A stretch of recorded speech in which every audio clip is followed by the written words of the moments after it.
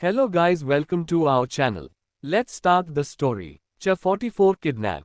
थोड़ी देर बाद स्टेज पर ईशान, इवान, करण, नवीन, अर्नव पांचों फुल स्वैग के साथ आ रहे थे। सभी ने एक जैसे कपड़े पहने थे, बस शर्ट का कलर चेंज था। सभी ने शर्ट फॉर्मल पैंट, ऊपर से जैकेट, फॉर्मल शूज। शर्ट के 2 बटन खुले थे जिससे उनका फेयर स्किन साफ नजर आ रहा था। सभी के बाल हेड पर आ रहे थे जो उन सबको एक सेक्सी लुक दे रहा था। पांचों ही टशन के साथ स्टेज पर आते हैं जिसके साथ ही वो सॉन्ग स्टार्ट करते हैं। ईशान सेंटर में आके गाता है, कोई कहे कहता रहे, कोई कहे कहता रहे, कितना भी हमको दीवाना। उसके आगे नवीन गाता है, कोई कहे कहता रहे, कितना भी हमको दीवाना, हम लोगों की ठोकर में है ये जमाना। फिर इवान गाता है, जब साज है आवाज है, फिर किस लिए हिचकिचाना। अर्नव आगे की लाइन गाता है, जब साज है आवाज है, फिर किस लिए हिचकिचाना। करण गाने आगे आता है, ओह गाएंगे हम अपने दिलों का तराना, बिगड़े दुनिया। ये लाइन नवीन गाता है, बिगाड़ने भी दो ये इवान जो उसके पास ही खड़ा था गाता है। झगड़े दुनिया, करण ईशान के पास जाके गाता है, झगड़ा भी करो ईशान। ये लाइन गाते हुए सभी के पास जाता है। लड़े जो दुनिया, अर्नव बीच में आते हुए गाता है, लड़ने भी दो हम अपनी धुन गाओ। ये लाइन सभी साथ में गाते हैं। दुनिया रूठे, इवान गाता है, रूठने दो, करण गाता है, बंधन टूटे, ईशान गाता है, टूटन दो, अर्नव गाता है, कोई छूटे, अर्नव गाता है, छूटने दो, ना घबराओ, नवीन गाता है। सभी साथ में आगे की लाइन का डांस करते हुए गेट है, हम हैं नए अंदाज क्यों हो पुराना, हम हैं नए अंदाज क्यों हो पुराना। फिर सॉन्ग चेंज होता है। इसी के साथ पांचों लड़कियां स्टेज पर आती है। इरा, ईशानी, मोना, अभीरा और मिनी पांचों में अनारकली सूट पहना था। बस फर्क इतना था उन सभी का कलर उनके डांसिंग पार्टनर के साथ मैच हो रहा था। इरा ईशान के पीछे खड़ी थी, ईशानी इवान के पीछे, मोना नवीन के, मिनी अर्नव के और अभिरा करण के पीछे खड़ी हो गई। इसी के साथ सॉन्ग शुरू होता है। लड़कियों ने अपने हाथों को बॉयज के दोनों कंधे पर थोड़ा साइड में झुक जाती है और बॉय थोड़ा सा पीछे मुड़ लड़कियों की तरफ देखता है। इरा गाती है, ज़हनसीब ज़हनसीब। ईशानी गाती है, तुझे चाहूं बेतहाशा जहानासीब। ईशान इरा को सामने लाते हुए गाता है, मेरे करीब मेरे हबीब। इवान भी ईशान की आंखों में देखते हुए गाता है, तुझे चाहूं बेतहाशा जहानासीब। मोना आगे आके थोड़ा सा घूम कर गाती है, तेरे संग बीते हर लम्हे पे हमको नाज है। अभीर करण के एक साइड पर अपने सर को रखते हुए गाती है, तेरे संग जो ना बीते उस पे ऐतराज है। मिनी अर्नव के चारों तरफ घूमते हुए गाती है, इस कदर हम दोनों का मिलना एक राज है। अर्नव मिनी के हाथों को पकड़ गाता है, हुआ अमीर दिल गरीब। नवीन मोना को खुद के पास लेट हुए गाता है, तुझे चाहूं बेतहाशा जहानसीब ज़हनसीब ज़हनसीब। ईशानी इवान को पकड़ झुकते हुए गाती है, तुझे चाहूं बेतहाशा जहानसीब। अभीरा करण की तरफ देखते हुए गाती है। पांचों कपल बहुत ही ब्यूटीफुल सा डांस कर रहे थे, किसी की नजरें नहीं हट रही थी सिवाय एक के, वो था अरण्य। उसे बिल्कुल भी अच्छा नहीं लग रहा था इरा और ईशान को साथ देखना। ईशान इरा को उसकी कमर से पकड़ ऊपर उठा देता है जिसके साथ ही इरा गाती है, दुनिया से लेना देना नहीं मेरा, बस तुझसे काम है। मिनी अर्नव के साथ कपल डांस करते हुए गाती है, यारा तेरी अनखियों की शहर में सब इंतजाम है। ईशानी ईशान के साथ डांस करते हुए गाती है, खुशियों का एक टुकड़ा मिले या मिले गुम की खुरशाने। मोना नवीन के साइड में डांस करते हुए गाती है, यारा तेरे मेरे खर्चे में दोनों का ही एक दाम है। ईशान इरा के पीछे से उसके हाथों को पकड़कर गाता है, होना लिखा था यूं ही जो हुआ, हाँ होते होते अभी अनजाने में हो गया।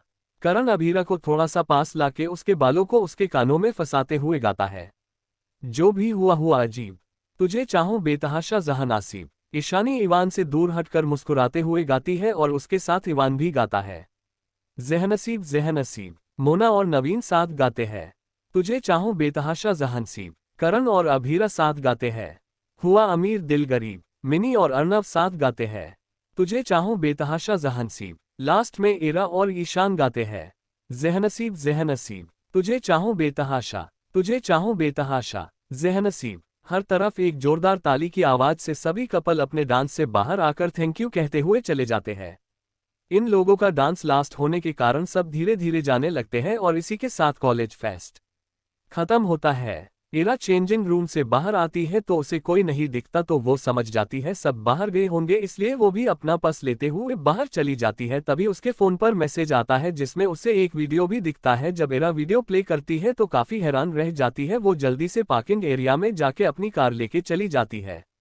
थोड़ी देर बाद इरा अपनी कार को एक सुनसान एरिया में रोकती है। वहां बसों से एक टूटा फूटा घर दिखता है। आसपास सिवाय जंगल के कुछ भी नहीं था। इरा संभालते हुए उस घर की तरफ बढ़ने लगती है। उस घर से सामने पहुंचकर धीरे से घर का दरवाजा खोल इरा अंदर जाती है।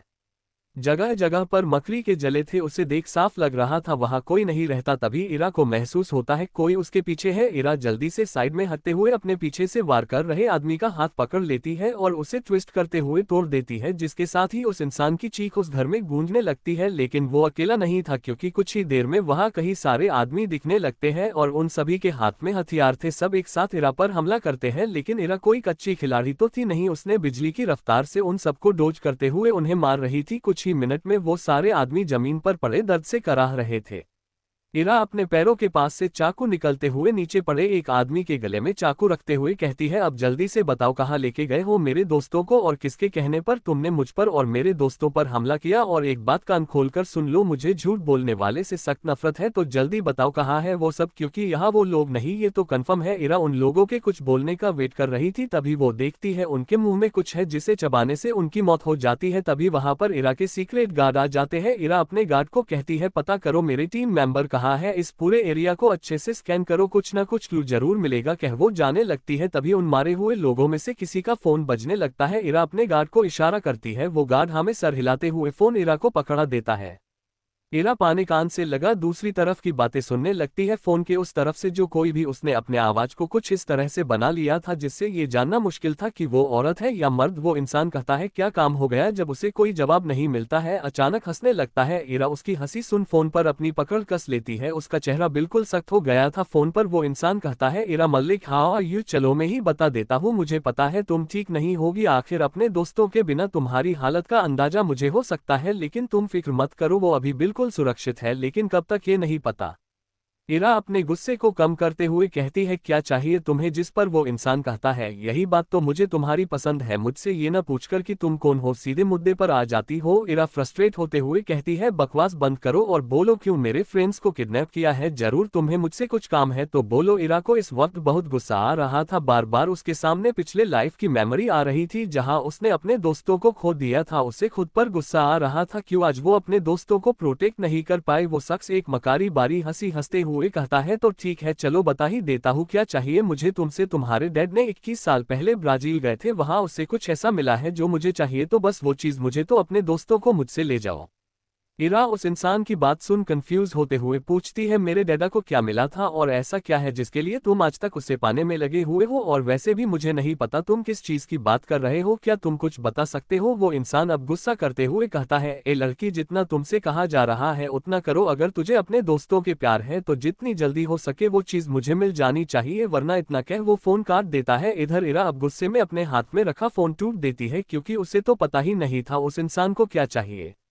इरा अपने कार लेके सीधे ऑफिस जाती है। वहां पर जितने भी ऐसे एम्प्लॉय थे जो उसके डैड के साथ काम करते थे उन सबको बुलाती है, सभी से उस चीज के बारे में पूछती है, लेकिन कोई नतीजा नहीं निकलता। वो अपने केबिन में बैठी अपने डैड को याद कर रही थी, तभी उसे ख्याल आता है और खुद से बोलती है, ये तो कंफर्म है, जरूर वो चीज काफी कीमती है, साथ ही ऐसी जगह है जहां कोई भी इतनी आसानी से उसका पता नहीं कर सकता, लेकिन कोई तो होगा जिसे पता हो उस चीज के बारे में, लेकिन कौन। तभी उसे नीलेश जी का ध्यान आता है, क्योंकि नीलेश जी और अभिक जी एक अच्छे दोस्त के साथ बिजनेस पार्टनर भी थे। इरा अपनी कार लेके आहूजा विला निकल जाती है। इधर कोई इंसान इरा की कार को जाते हुए कहता है, हाँ वो कहीं गई है, अभी मेरे आदमी उसके पीछे है, जल्दी पता चल जाएगा वो कहाँ जा रही है।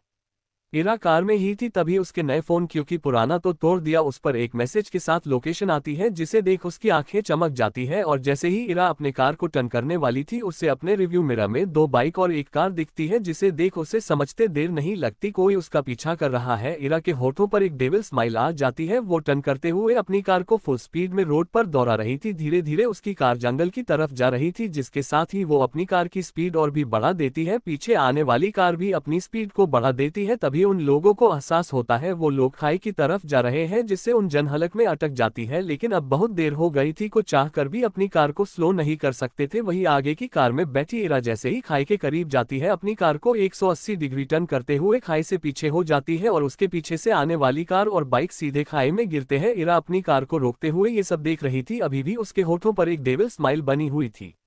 एक जगह पर कुछ लोगों को बांध कर रखा गया था। ये सब कोई और नहीं इरा के फ्रेंड्स ईशानी, नील, मोना, मनन थी। सभी के हाथ और पैर को काफी टाइट से बड़ा गया था, साथ ही उसकी बॉडी पर चोटों के निशान थे जिसमें से थोड़ा थोड़ा खून अभी भी बह रहा था, तो कुछ सूख चुके थे। वो सभी अभी कुछ देर पहले ही होश में आए थे। मोना अपनी हाथ की रस्सी को हिलाते हुए कहती है, साले ने काफी कसकर बंधा है, बाय गॉड बस यहाँ से फ्री हो जाने दे, उसे भी इसी तरह बांध कर रखूंगी। नील मोना की बात सुन कहता है, तुझे रस्सी की पड़ी है? मेरा सोच, मेरे हैंडसम चेहरे पर कितनी चोट आई है, कहीं मेरी हैंडसमनेस ना खत्म हो जाए, कहकर झूठा रोने लगता है। वही ईशानी जिसने अपने पैरों के रस्सी को खोल लिया था, नील के पैरों पर मरते हुए कहती है, चुप कर, यहाँ मैं भूख से मरी जा रही हूँ और तुझे अपने चेहरे की पड़ी है। ईशानी की बात सुन मोना कहती है, हाँ मैं तो भूल ही गई है, मुझे भी भूख लगी है, क्या सोचा था सब मिलकर पार्टी करेंगे और यहाँ इन चिलगोजों के कारण यहाँ पड़ी हूँ। मनन उन सबकी बात सुन इरिटेट होते हुए कहता है, बस करो तुम लोग, बस बकवास करा लो, तुम लोगों से ये नहीं कि अपनी रस्सी को खोल यहाँ से बाहर जाए।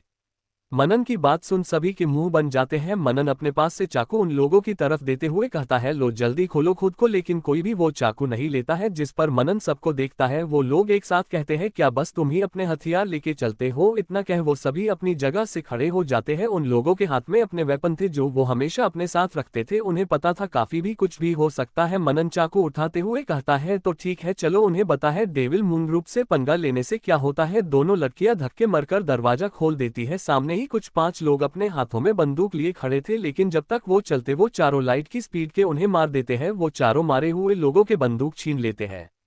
धीरे धीरे ईशानी, नील, मनन, मोना ने वहां मौजूद लगभग सभी लोगों को खत्म कर दिया था। क्योंकि वो काफी लोग थे इसलिए वो सारे थक गए थे, साथ ही वो पहले भी कमजोर थे तो वही बैठ जाते हैं। कुछ टाइम हुआ ही था तभी उन लोगों के पास कुछ लोग आने लगते हैं। चारों पर बंदूक रख उन्हें अपने हथियार को छोड़ने का कहते हैं। वो चारों अब कुछ नहीं कर सकते थे इसलिए अपने हथियार नीचे रख देते हैं। तभी उन लोगों के पास एक मास्क में ढका एक इंसान आता है। उन चारों को अपने घुटने पर बैठने को बोल वहां रखी एक चेयर पर बैठ जाता है। उन चारों को देखते हुए कहता है, क्या बात है, तुम चारों ने मेरे लगभग 50 लोगों को मार दिया, लेकिन तुम सब तब तक यहां से नहीं जा सकते जब तक इरा मुझे वो चीज लग कर नहीं देती है। वो चारों उसकी तरफ कंफ्यूजन से देखने लगते हैं। फिर वो आदमी कहता है, लेकिन तुम चारों ने मेरे लोगों को मारकर अच्छा को बिल्कुल नहीं किया, जिसकी सजा को मिलेगी। फिर अपने आदमी में एक से कहता है, इन चारों की एक एक अंगुली काट दो। जिस पर डरते हुए नील कहता है, क्या ये क्या कह रहे हो, क्या कोई हम सब्जी है जिसे काटने के लिए बोल रहे हो? जिस पर वो आदमी हंसते हुए कहता है, हाँ हाँ हाँ, मैं तुम लोगों की अंगुली तुम्हारी दोस्त को गिफ्ट करूंगा जिससे वो मेरा काम जल्दी करेगी। फिर अपने आदमी को इशारा करता है, उसके लोग अपने हाथ में काटना ब्लेड लेके उन चारों की तरफ बढ़ने लगता है। सबसे पहले मनन का हाथ पकड़ता है और जैसे ही अपना ब्लेड चलने वाला था तभी एक गोली सीधे उसके सर के बीचों बीच लगती है, जिसके साथ ही उसकी सांसें रुक जाती है। सभी सामने देखते हैं और वो मास्क मैन उन इंसान को देख शॉक हो जाता है।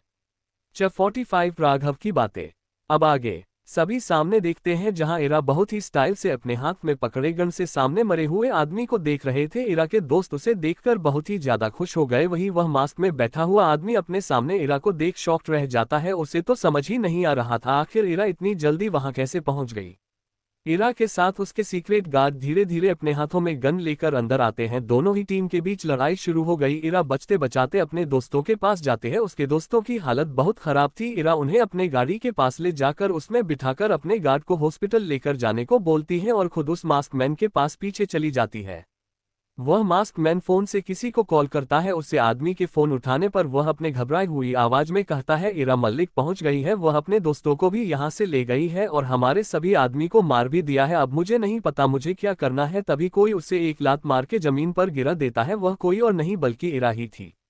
इरा उस आदमी का फोन उठाती है और एक पैर नीचे गिरे हुए उस आदमी के सीने पर रखती है। फोन को अपने कान के पास लाते हुए कहती है, क्या लगा था तुम्हें, तुम मुझे इरा मलिक को किसी भी तरह से ब्लैकमेल कर सकते हो? तो ये तुम्हारी सबसे बड़ी गलतफहमी है। अपनी उल्टी गिनती गिननी शुरू कर दो क्योंकि बहुत जल्द तुम भी वही पहुंचोगे जहां तुम्हारा ये भाड़े के टट्टू जा रहे हैं। कहकर इरा गुस्से में उसे फोन को वहीं पास में फेंक देती है। इरा अपने नीचे पड़े हुए आदमी के पास जाके उसका मास्क हटाती है। वो गुंडा एक मोस्ट वांटेड क्रिमिनल था। इरा उसके मुंह पर 5 मरती है जिससे उस गुंडे के मुंह से खून निकलने लगता है। थोड़ी देर तक उसकी अच्छे से धुलाई करने के बाद इरा उसके सामने बैठ जाती है। वही वो गुंडा इरा को खुद के पास बैठा देख हैरान रह जाता है, लेकिन इरा द्वारा मर खाने की वजह से कुछ बोलता नहीं है। इरा उस गुंडे से कहती है, मैं बस एक क्वेश्चन पूछूंगी जिसका जवाब मुझे किसी भी हालात में चाहिए, तो बताओ वो कौन है जिसके कहने पर तुमने मुझे और मेरे दोस्तों पर अटैक किया? वो गुंडा इरा का सवाल सुन कहता है, तुम्हें सच में लगता है मैं तुम्हें कुछ भी बताऊंगा? अगर है तो ये तुम्हारी गलतफहमी है क्योंकि मैं कुछ नहीं बताऊंगा। कहकर वो गुंडा अपना मुंह इरा से फेर लेता है। वही इरा उस गुंडे को लड़कियों की तरह जिद और मुंह फेरते हुए देखती है तो पहले हैरान रह जाती है, लेकिन फिर जोर जोर से हंसने लगती है। वही वो गुंडा इरा को खुद पर हंसता देख कंफ्यूज हो जाता है। इरा अपनी हंसी कंट्रोल करते हुए कहती है, तुम सच में क्रिमिनल ही हो या बस ऐसे ही जबरदस्ती बन गए। उसकी बात सुन वो गुंडा चिढ़ते हुए कहता है, क्यों तुम्हें अब तक पता नहीं चला? आखिर मैंने तुम्हारे दोस्तों की हालत मरने जैसी कर दी है, फिर भी तुम ये कह रही हो। इरा उस गुंडे की बात सुन अपना चेहरा सख्त कर लेती है, फिर अपने फोन से किसी को कुछ मैसेज कर थोड़ी देर रुकती है। वही वो गुंडा समझ नहीं पा रहा था आखिर इरा कर क्या रही है और वो वहां से भाग भी नहीं सकता था। आखिर इरा ने उसे अच्छे से धोया था, उसकी हालत तो चलने लायक तो बिल्कुल नहीं थी। थोड़ी देर में इरा के फोन में एक वीडियो आता है जिसे देख उसके होठों पर डेविल स्माइल आ जाती है। वो उस गुंडे को अपने फोन में आए वीडियो को दिखाती है जिसे देख उस गुंडे की हालत खराब हो जाती है, साथ ही उसकी आंखें भी नम हो गए। वो गुंडा घबराते हुए कहता है, प्लीज उसे कुछ मत करना, तुम्हारे साथ जो भी हुआ उसमें इसका कोई दोष नहीं है, प्लीज उसे कुछ मत करना। कहकर वो इरा के सामने अपने हाथ जोड़ लेता है। इरा उसे देखते हुए कहती है, क्या हुआ? जब अपने पर बात आई तब तुम्हें पता चला दर्द क्या होता है, और जब तुमने मेरे दोस्तों को मरने की कोशिश की तब तुमने सोचा था उनकी फैमिली को कितना दुख होगा। फिर वीडियो की तरफ देखते हुए कहती है, भाई है न तुम्हारा अभी बस 15 साल का, जिसे बिल्कुल भी नहीं पता उसका भाई जिसे वो अपनी दुनिया मानता है वो एक क्रिमिनल है जिसे दूसरे के तकलीफ से कोई फर्क नहीं पड़ता, यही सच्चाई है न तुम्हारी। इरा की बात सुन गुंडा अपना सर झुका लेता है। इरा फिर से कहती है, क्या हो अगर तुम्हारे भाई को तुम्हारी सच्चाई बता दूं? वो गुंडा अपना सर उठा के इरा को देखता है, उसकी आंखों में साफ घबराहट दिख रही थी। वो गुंडा लगभग रोते हुए कहता है, नहीं प्लीज मेरे भाई को मेरे बारे में कुछ मत बताना, मैं उसे इस सब से दूर रखता हूँ, अगर उसे मेरे बारे में पता चला तो वो सह नहीं पाएगा। इरा उस गुंडे से कहती है, ठीक है मैं उसे कुछ नहीं बताऊंगी, लेकिन तुम्हें भी मेरे सवाल का जवाब देना होगा। इरा की बात सुन वो गुंडा चुप हो जाता है। तभी उसे अपने भाई का ख्याल आता है तो वो एक गहरी सांस लेकर कहता है, सच कहो तो मैंने भी आज तक उसका चेहरा नहीं देखा है। वो मेरे सामने पहली बार तब आया था जब मुझे किसी के साथ की जरूरत थी। इरा अभी भी उस आदमी की तरफ देख रही थी जैसे जानना चाह रही थी आखिर क्या सच में ये सच कह रहा है।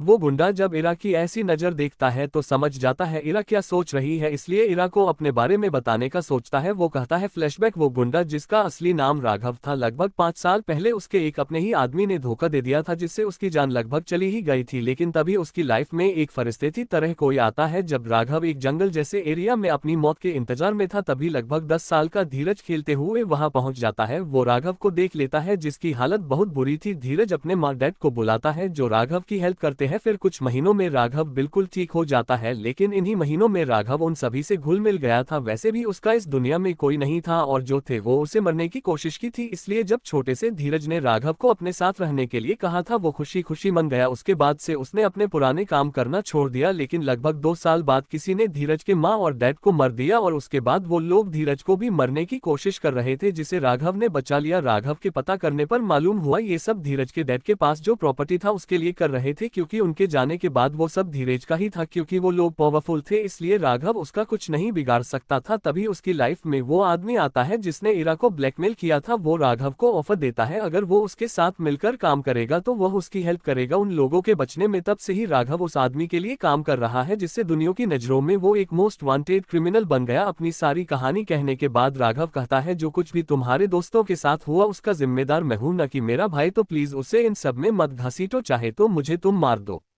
इरा राघव की बात सुन कहती है, ठीक है बस मेरे सवालों का जवाब सिर्फ दो, क्या तुम्हें पता है वो इंसान आदमी है या औरत? जिस पर राघव थोड़ा सोचते हुए कहता है, ये मुझे भी नहीं पता क्योंकि मैं उससे ज्यादा नहीं मिला हूँ, वो बस फोन पर ही काम देता है। लेकिन मैं जितनी बार मिला हूँ उसमें मुझे लगा मैं किसी आदमी से मिल रहा हूँ, लेकिन जिस तरह से वो बात करता था उससे से मुझे ऐसा लगता था जैसे मैं किसी औरत से बात कर रहा हूँ।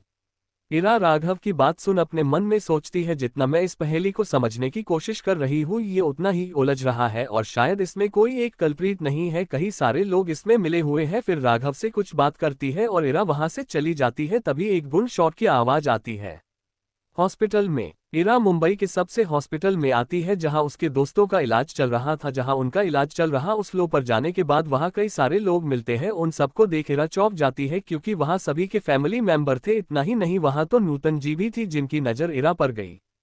तो वो जल्दी से इरा के पास जाती है। वो इरा का चेहरा अपने हाथ में लेते हुए कहती है, इरा बच्चा आप ठीक तो है, ये कहीं आपको भी तो चोट नहीं आई है, और इरा को चेक करने लगती है। वही बाकी सबने भी नूतन जी की बात सुन इरा की तरफ देखा। ईशान की भी नजर इरा पर गई। वो इरा की तरफ जाने की कोशिश की तो उसे एहसास हुआ उसकी माँ दिव्या जी उसके कंधे पर अपना सर रखे हुए है। तभी नूतन जी घबराते हुए कहती है, इरा ये आपके हाथ को क्या हुआ? जिस पर इरा अपने हाथ को देखती है जहाँ से खून बह रहा था। वो याद करने की कोशिश करती है उससे ये चोट कहाँ लगी। तब उसे याद आता है जब वो ईशानी को बाहर निकल रही थी तब किसी ने उनकी तरफ गोली चला दी थी, जिसे इरा ने ईशानी को बचाते हुए डोज तो किया था, लेकिन गोली उसकी हाथों को छू कर निकली थी।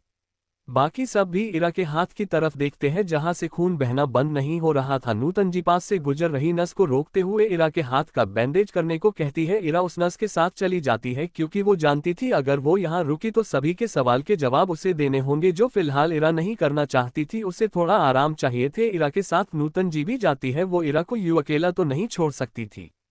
जब इरा का बैंडेज हो जाता है तब नूतन जी उससे पूछती है, इरा क्या आप बता सकती है आखिर क्या हुआ आप लोगों के साथ? लेकिन इरा नूतन जी को कोई जवाब देने के बजाय उनसे उल्टा पूछती है, क्या आप बता सकती है आप लोगों को कैसे मालूम हुआ हम हॉस्पिटल में हैं? नूतन जी कहती है, मैं तो किसी काम की वजह से दिव्या के यहाँ गई थी, तभी उसे किसी का फोन आया जिसने कहा ईशानी हॉस्पिटल में एडमिट है। और जब हम हॉस्पिटल आए तो पता चला न सिर्फ ईशानी, उनके साथ नील, मनन और मोना भी है। हमने फोन कर उनके फैमिली मेंबर को भी बुला लिया, लेकिन हमें आपकी चिंता हो रही थी, आखिर आप भी उनके साथ ही रहती है, तो अब बताइए क्या हुआ आप लोगों के साथ? इरा बिना किसी भाव के कहती है, बड़ी माँ आप मेरी चिंता न करें क्योंकि इससे कुछ नहीं बदलने वाला, और रही बात हम लोगों के साथ क्या हुआ वो हम बाद में बताएंगे, फिलहाल आप घर जाइए। नूतन जी इरा का बेरुखीपन देख उदास हो जाती है, साथ ही उनके आंखों में आंसू भी आ जाते हैं, इसलिए वो एक बार इरा के सर पर हाथ रख चली जाती है।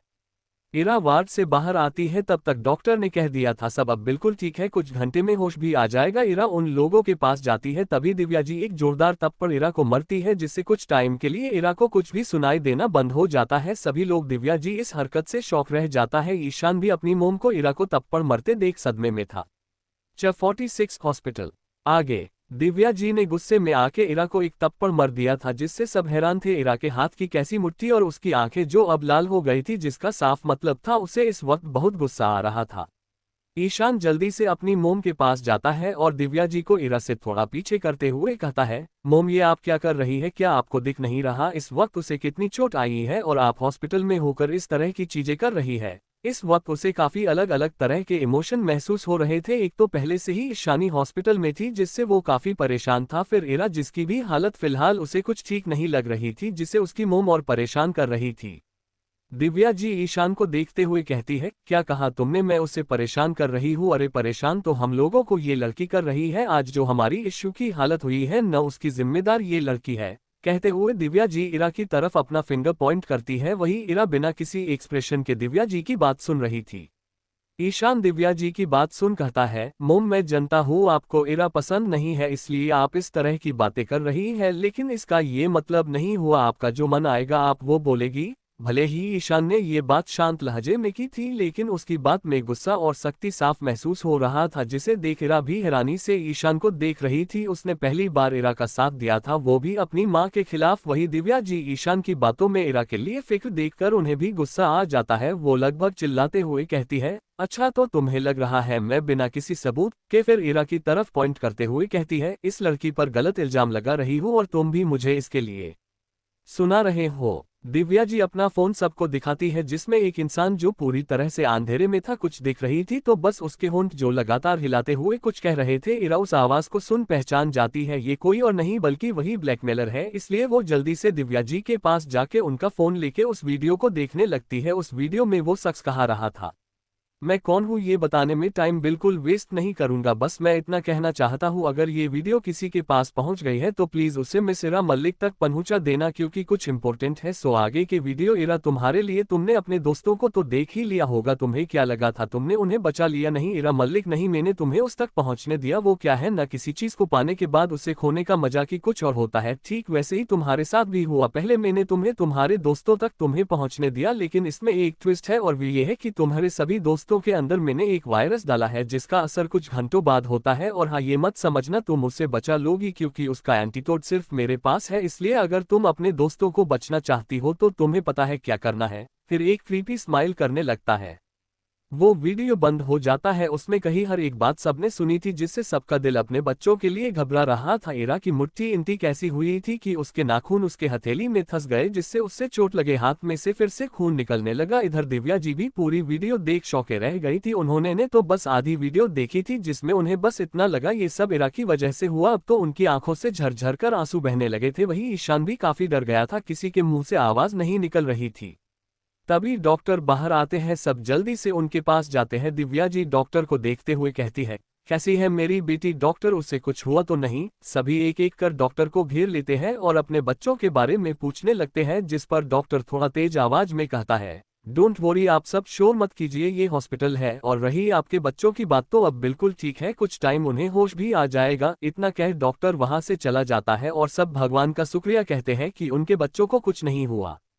इधर इरा भी डॉक्टर की बात सुन अपने हाथों की कसी हुई मुट्ठी को खोलती है, फिर एक नज़र उन लोगों को देख वहां से चली जाती है। एक खाली कॉरिडोर में वो किसी को फोन करती है और कहती है, थैंक यू, तुमने मेरी मदद की, उसके बदले जो तुमने कहा था वो हो जाएगा। उधर से आवाज आती है, हम ठीक है, ये कोई और नहीं राघव था। फिर इरा कहती है, बस इतना ध्यान रखना, उसे इस बात की भनक भी नहीं लगनी चाहिए, समझे? और क्या तुम्हारा पैर अब ठीक है? उधर से राघव कहता है, हम अब ठीक है और तुम चिंता मत करो, मैं ध्यान रखूंगा, कहकर कॉल काट देता है। इधर इरा उस टाइम को सोचती है जब उसे ये पता चला था कि उसके दोस्तों को जहर दिया गया है, कुछ टाइम पहले जब इरा राघव से बात कर रही थी।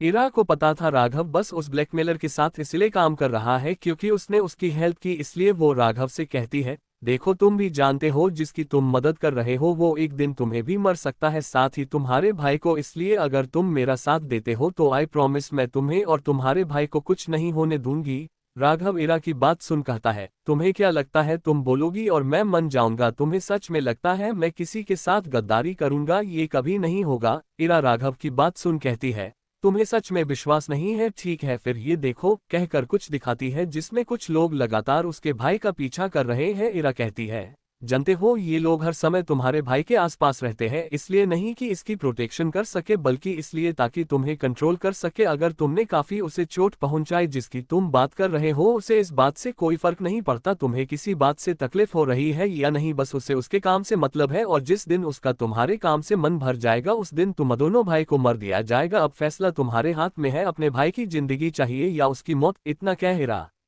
शांत हो जाती है, बस राघव के फैसले लेना का इंतजार कर रही थी। राघव भी इरा की बात सुन एक गहरी सोच में गुम हो जाता है। वो जानता था कहीं ना कहीं इरा सही कह रही है। उसके सामने अपने भाई का चेहरा घूमने लगता है जिसमें उसे बस मासूमियत दिख रही थी, उसके लिए उससे बढ़कर कोई नहीं था। राघव इरा की तरफ देखते हुए कहता है, ठीक है मैं तुम्हारी मदद करने के लिए तैयार हूँ, लेकिन इस बात की क्या गारंटी है तुम भी मेरे साथ वही सब नहीं करोगी? इरा राघव की बात सुन बिल्कुल शांत लहजे में कहती है, अगर तुम पूरी ईमानदारी से मेरी बात मानते हो तो तुम्हें और तुम्हारे भाई की लाइफ की गारंटी मेरी। अगर मुझे तुम दोनों को बचने के लिए अपनी जान भी देनी पड़ी तो मैं पीछे नहीं हटूंगी।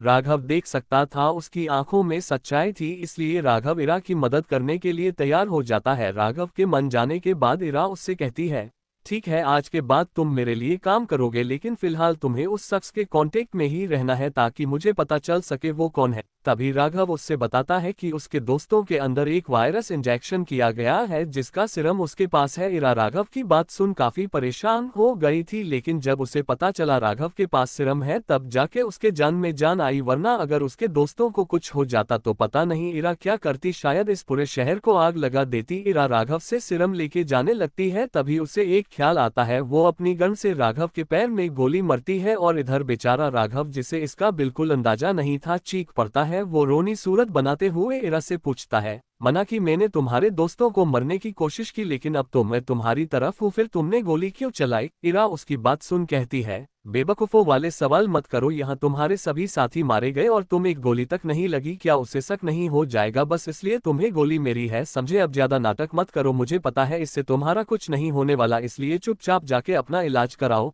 कहकर इरा चली जाती है और राघव किसी तरह हॉस्पिटल जाता है।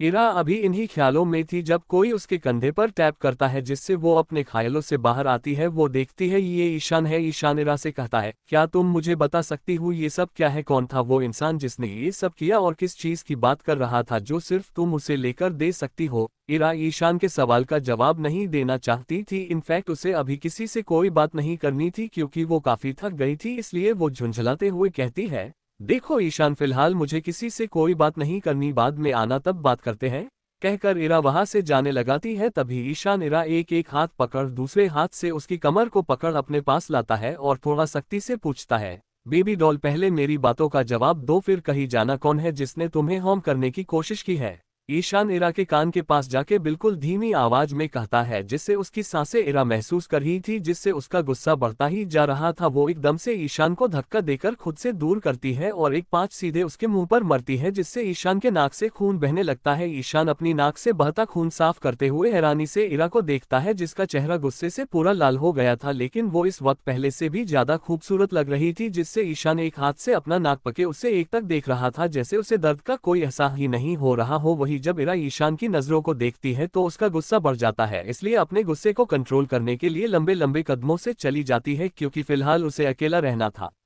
थोड़ी देर बाद ईशानी मोना, नील और मनन के वार्ड के बाहर उसके फैमिली मेंबर के साथ साथ ईशान के दोस्त इवान, अर्नव, करण, नवीन भी थे। साथ ही वहां अविका, मिनी, अभिरा, क्योंकि उनकी भी फ्रेंडशिप फेस्ट कंपटीशन की तैयारी करते हुए हो गई थी। सभी वहां खड़े थे क्योंकि कुछ टाइम पहले ही नज ने बताया था उन लोगों को होश आ गया, इसलिए डॉक्टर एग्जामिन कर रहे थे। कुछ टाइम बाद डॉक्टर बाहर आते हैं और बताते हैं वो लोग अब ठीक है, आप सब चाहे तो उनसे मिल सकते हैं, लेकिन ध्यान रहे वो लोग ज्यादा बोले न, और हाँ अब रात होने वाली है इसलिए बस 2 ही लोग यहाँ रुक सकते हैं, बाकी सभी को जाना होगा। इतना कह डॉक्टर चले जाते हैं। सभी अंदर जाना चाहते थे लेकिन लोग ज्यादा थे, इसलिए सब 4 की पेयर में जा रहे थे। उन चारों को एक साथ ही नॉर्मल वार्ड में शिफ्ट कर दिया गया था, इसलिए सब साथ ही थे।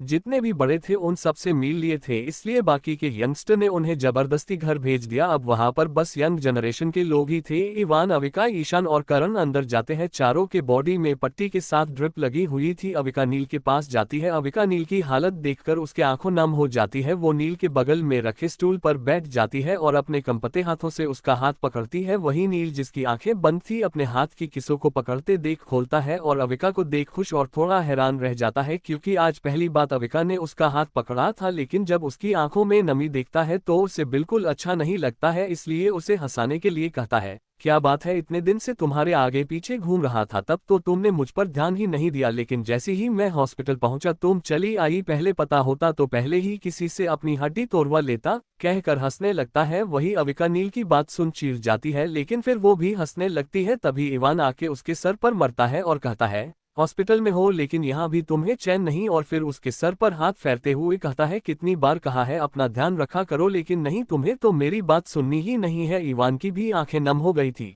जिसे देख नील कहता है, ब्रो क्या अब आपको भी चुप करने के लिए कुछ कहना पड़ेगा। उसकी बात सुन अविका और ईशान दोनों ही हंसने लगते हैं। तभी इवान की नजर ईशानी पर पड़ती है, जिसकी भी हालत अच्छी नहीं थी। उसे देखकर जो दर्द इवान इस वक्त महसूस कर रहा था उसका अंदाजा शायद किसी को नहीं होगा।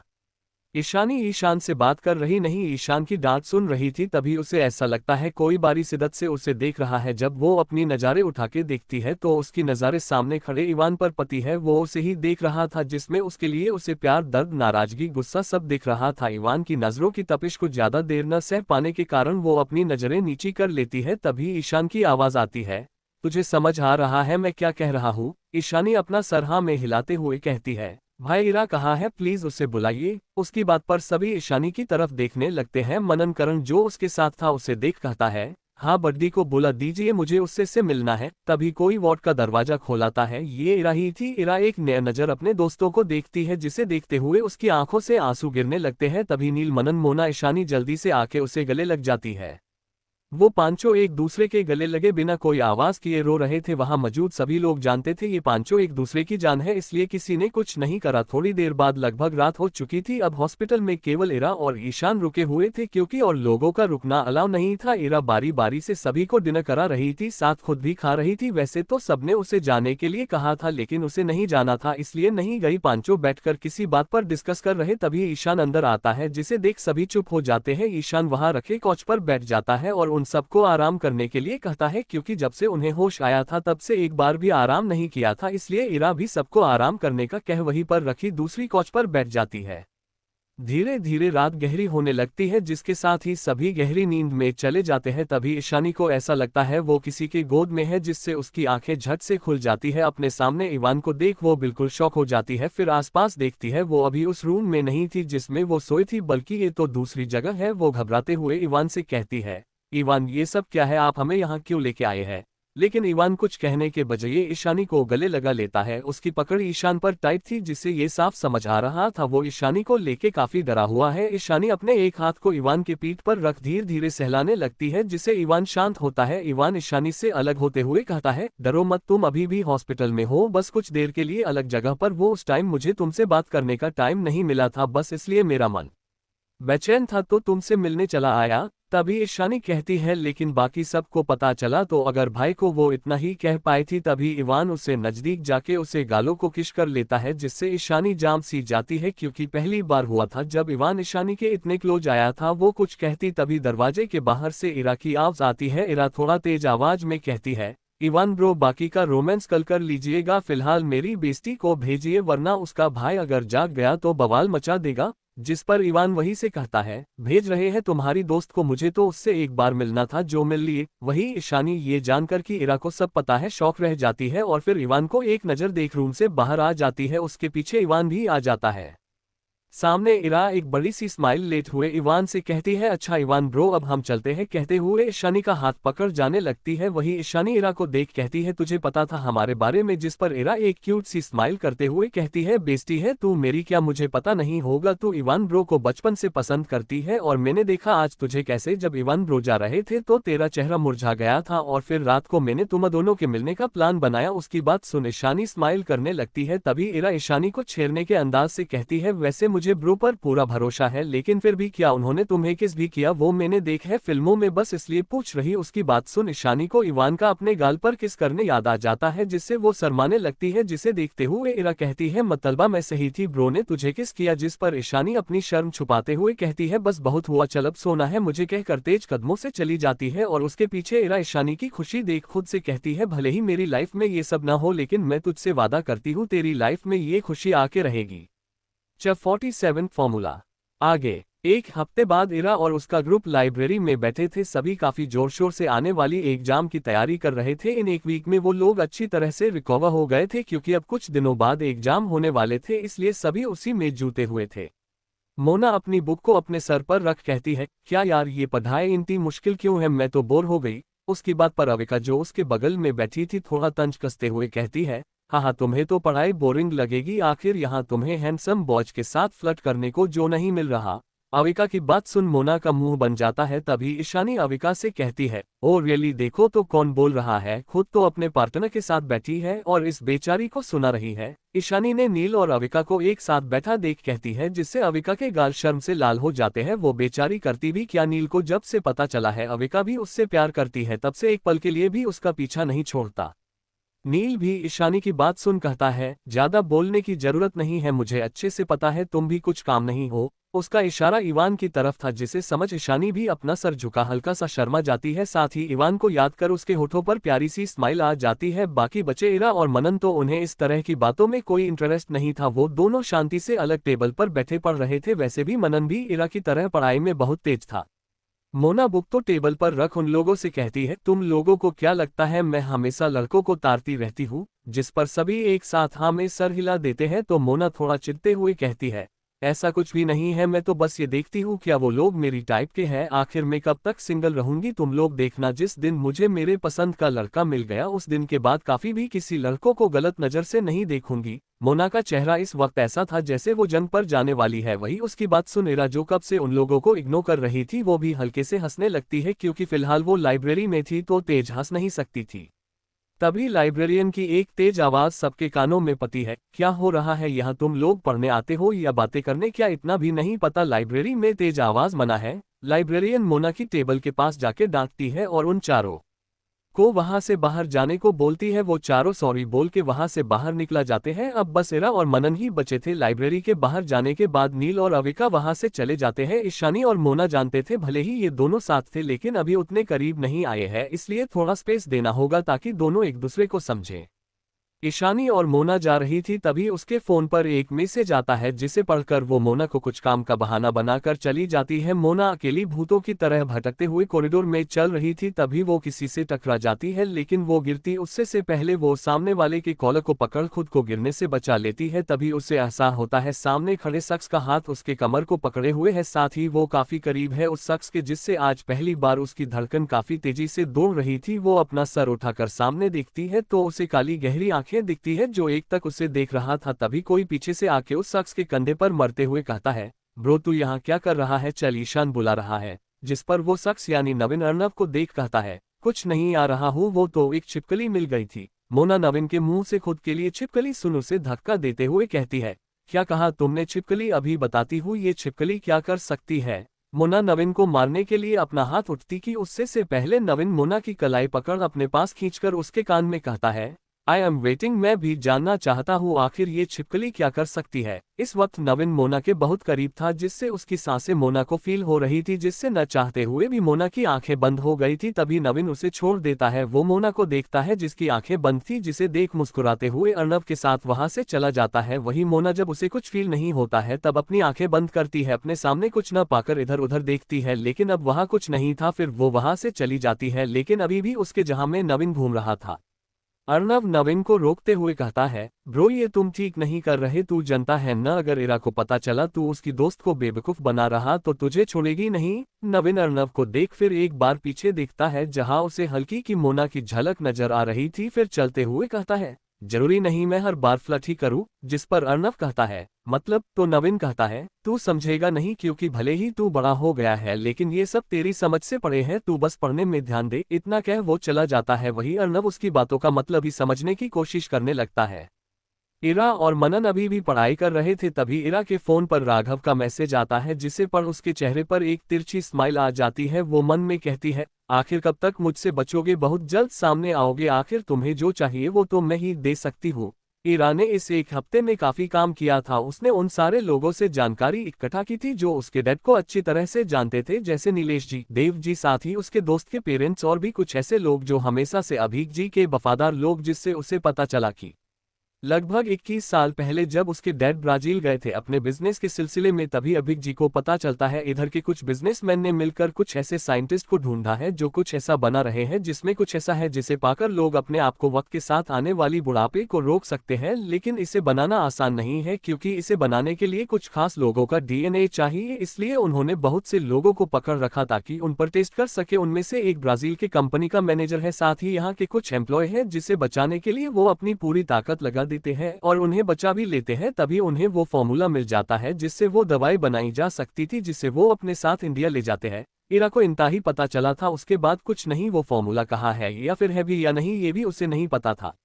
दूसरी तरफ नील और अविका अम्यूजमेंट पार्क में आए थे क्योंकि अविका ने नील को बताया कि उसे झूला झूलना काफी पसंद है, बिल्कुल हमारी इरा की तरह, क्योंकि नील काफी बार इरा को यहाँ लेके आया था इसलिए उसे कोई प्रॉब्लम नहीं हुई। वो दोनों ही एंजॉय करने के लिए अलग अलग झूला झूल रहे थे। थोड़ी देर बाद वो दोनों थक के बैठे थे, तभी अविका नील से कहती है उसे आइसक्रीम खानी है, तो वो दोनों आइसक्रीम पार्लर के पास जाते हैं और अपने पसंद की आइसक्रीम लेते हैं। नील लास्ट आइसक्रीम बीते लेते हुए कहता है, अभी चलो उधर चलते हैं, देखो तो सही कितना भीड़ है, वहां पक्का कुछ मजेदार हो रहा होगा। तभी उसकी नजर आइसक्रीम खाते अविका पर पड़ी जो बिल्कुल बच्चों की तरह आइसक्रीम खा रही थी और जिसे खाते हुए उसने अपने होठों पर भी लगा लिया था, जिससे नील की नजरें अविका के होठों पर ठीक जाते हैं जो उसे काफी प्यारे लग रहे थे। नील का मन कर रहा था काश वो उन्हें छू पाता। तभी अविका अपने होठों को पोंछते हुए कहती है, क्या हुआ, क्या कह रहे थे तुम। जिस पर नील होश में आते हुए कहता है, हाँ वो मैं कह रहा था चलो उधर चलते हैं। इतना कह वो दोनों ही चले जाते हैं। इधर ईशानी भी अपने फोन को कान पर लगाए बड़बड़ा रही थी, क्या समझते हैं खुद को, एक तो मुझे मिलने बुला लिया और जब आई तो खुद ही गायब, और फिर मैसेज करके क्या कहते हैं, सॉरी इशू अभी कुछ अर्जेंट है, बाद में मिलता हूँ, आने दो मिलने फिर बताती हूँ इन्हें। ईशानी इसी तरह गुस्सा करते हुए कहती है, अब जान फोन क्यों नहीं उठा रही, सबके सब मुझे इग्नोर कर रहे हैं। ईशानी इस वक्त काफी चिड़ी हुई थी। तभी उसे अपने पीछे किसी का एहसास होता है। वो कुछ बोलती कि तभी किसी की मजबूत बाहें उसकी कमर के चारों तरफ लिपट जाते हैं, जिसे महसूस कर एक पल के लिए उसकी सांसें की थम गई। लेकिन जब उसे एहसास होता है ये और कोई नहीं इवान है, तब एक गहरी सांस लेकर खुद को रिलैक्स करती है। लेकिन फिर उसे अपना गुस्सा, साथ ही वो अभी कॉलेज में, ये सोचकर जल्दी ही इवान की पकड़ से आजाद होते हुए कहती है, क्या कर रहे हैं, अभी हम कॉलेज में हैं और मैं आपसे नाराज भी हूं, तो मुझसे दूर ही रहिए। इवान ईशानी के हाथों को मजबूती से पकड़ उसे एक खाली रूम में ले जाता है और उससे से कहता है, अब तो ठीक है न, और रही बात तुम्हारी नाराजगी की, तो उसे तो मैं अभी हटा सकता हूँ। चैप्टर 48 सपने और कैफे। इवान ईशानी को एक खाली क्लासरूम में लेके जाता है और ईशानी के कहता है, अब तो ठीक है, और रही बात तुम्हारी नाराजगी की, तो उसे मैं अभी दूर कर देता हूँ। कहकर एक हाथ से ईशानी की कमर पकड़ता है और उसे अपने करीब कर लेता है और दूसरे हाथ से अपने जैकेट से एक छोटा सा गिफ्ट बॉक्स निकलता है। ईशानी तो पहले इवान के इस तरह खुद को इवान के करीब देख शर्मा जाती है। फिर जब इवान उस गिफ्ट को निकलता है तो उसकी नज़र उस गिफ्ट पर टिक जाती है। वो इवान से पूछती है, क्या ये मेरे लिए है और इसमें क्या है? इवान ईशानी की बात सुन उस गिफ्ट को उसे देते हुए कहता है, ये मेरी तरफ से सॉरी गिफ्ट। ईशानी उस गिफ्ट को खोलती है तो उसमें उसे एक ब्रेसलेट नजर आता है, जिसमें उसे करीब से देखने पर कुछ लिखा नजर आता है। ईशानी उसे करीब कर देखती है, उसे उसमें आए दिलाई ये लिखा नजर आता है, जिस पर वो इवान को देखती है, जो उसे खुद के करीब कर कहता है, तो कैसे लगा तुम्हें मेरा माफी मांगना, अब तो तुम मुझसे नाराज नहीं हो न? जिस पर ईशानी खुश होते हुए कहती है, ऑफ कोर्स नहीं, आपने बहुत अच्छा गिफ्ट दिया है, कहकर इवान के गले लग जाती है और इवान भी उसे अपने गले लगा लेता है। रात का वक्त, एक रूम में जो पूरी तरह से अंधेरे में था, बस चांद की रोशनी ही वहां पर रही थी, जिससे एक शख्स जो बेड पर सो रहा था नजर आ रहा था। लेकिन उसे देख साफ महसूस हो रहा था कि भले ही वो सो रहा है, लेकिन उसके हाथ कस से बेडशीट को पकड़े हुए है, जिससे अगर कोई उसे देखता तो उसे पता चल जाता कि इस वक्त वो शख्स कोई भयंकर सपना देख रहा है। ये कोई नहीं ईशान ही था। वो इस वक्त फिर से वही सपना देख रहा था जो उसे कुछ समय से रोज आते हैं, लेकिन इस बार कुछ अलग था। ईशान को हमेशा सपने में किसी की चीखने की आवाज आती थी, लेकिन इस बार उसे और भी कुछ दिख रहा था। उसने देखा वो किसी अंधेरी जगह पर है, जिसमें बस एक छोटी सी बल्ब जल रही है, लेकिन वो बल्ब उस जगह से लिए बहुत कम रोशनी दे रहा है। तभी वो किसी के चीखने की आवाज सुनता है, जिसे सुनकर न जाने क्यों उसका दिल घबरा रहा था, जैसे ये किसी ऐसे की चीख थी जो उसके कभी करीब है। वो उस आवाज की दिशा में देखने की कोशिश करता है, लेकिन उसे कुछ भी नहीं मिलता। तभी फिर चीख की आवाज सुनाई देती है, जिसे सुनाने पर उसे एहसास होता है ये आवाज दीवार के उस साइड से आ रही है। वो जल्दी से वहां जाता है जिस दीवार से आवाज आती है, लेकिन उसे कुछ नहीं दिखता है। वो हताश होकर वहीं बैठ जाता है। तभी उसे कुछ रोशनी नजर आती है। वो देखता है उस दीवार में एक छेद है। वो उसे छेद से देखता है, लेकिन क्योंकि वो छेद छोटा था उसे कुछ भी क्लियर नजर नहीं आता। वो अपने आसपास कुछ ढूंढने की कोशिश करता है जिसे उस छेद को बड़ा कर सके, लेकिन वो कुछ ढूंढ सकता। तभी ऐसा लगता है किसी ने उस रूम के दरवाजे को खोला। वो कुछ समझ पता इससे पहले ही उसके सर पर किसी चीज से तेज वार होता है, जिसके साथ ही ईशान की नींद एक बार फिर खुल जाती है। वो अपने चेहरे से पसीने को पोंछते हुए कहता है, क्या था ये वो जगह, क्या वो मैं था? लेकिन मैं तो कभी इस तरह की जगह पर नहीं फंसा, और ये चीखें तो वही थी जी मुझे रोज आती है। फिर अपने हाथ से अपने सर पर पकड़ते हुए कहता है, समझ नहीं आ रहा क्या हो रहा है मेरे साथ। फिर बेड से उठते हुए वही किनारे में रखा गिटार उठा लेता है और छत पर चला जाता है। नेक्स्ट मॉर्निंग, इरा इस वक्त अपनी कार से जा रही थी। कुछ देर बाद वो एक कैफे के पास अपनी कार को रोकती है। फिर एक नज़र कैफे को देख जिसका नाम हैप्पी हैप्पी था, जो कुछ टाइम पहले ही खुला था, लेकिन कम टाइम में ही इस कैफे ने काफी नाम कमा लिया था। फिर वो अंदर जाती है। अंदर से वो कैफे और भी खूबसूरत था, साथ ही वहाँ के वर्कर भी काफी अच्छे थे। वो पूरे कैफे में देख रही थी क्योंकि आज वहाँ वो किसी के साथ मीटिंग करने आई थी। तभी उसे वो इंसान नजर आता है जिसे साथ उसकी मीटिंग थी। वो उसकी तरफ जाने लगती है। इरा उस इंसान के पास पहुंच जाती है। उसी समय उस इंसान को भी एहसास होता है जैसे कोई उसके पीछे है, और इसलिए वो अपने पीछे देखता है तो उसे इरा नजर आती है। इरा अरण्य को देख कहती है, हेलो मिस्टर सिंह, लगता है मैंने काफी वेट कराया आपको। वही अरण्य को तो इरा की कोई भी बात सुनाई ही नहीं दे रही थी, क्योंकि उसकी नज़ारे तो इरा की खूबसूरती पर टिकी थी। इरा ने white flower print shoulder less frock पहना था, जिसकी लंबाई उसके नी तक थी और बस एक स्ट्रिप पर थी। उस ड्रेस में ब्राउन बालों और नीली आंखों में इरा एकदम बाला की खूबसूरत लग रही थी, जिससे अरण्य न चाहते हुए भी अपनी नजर इरा से हटा नहीं सकता। वही नहीं, इनफैक्ट वहां मौजूद हर एक शख्स ही नजर इरा पर थी, चाहे वो लड़का हो या लड़की, हर किसी की निगाहें इरा पर थी।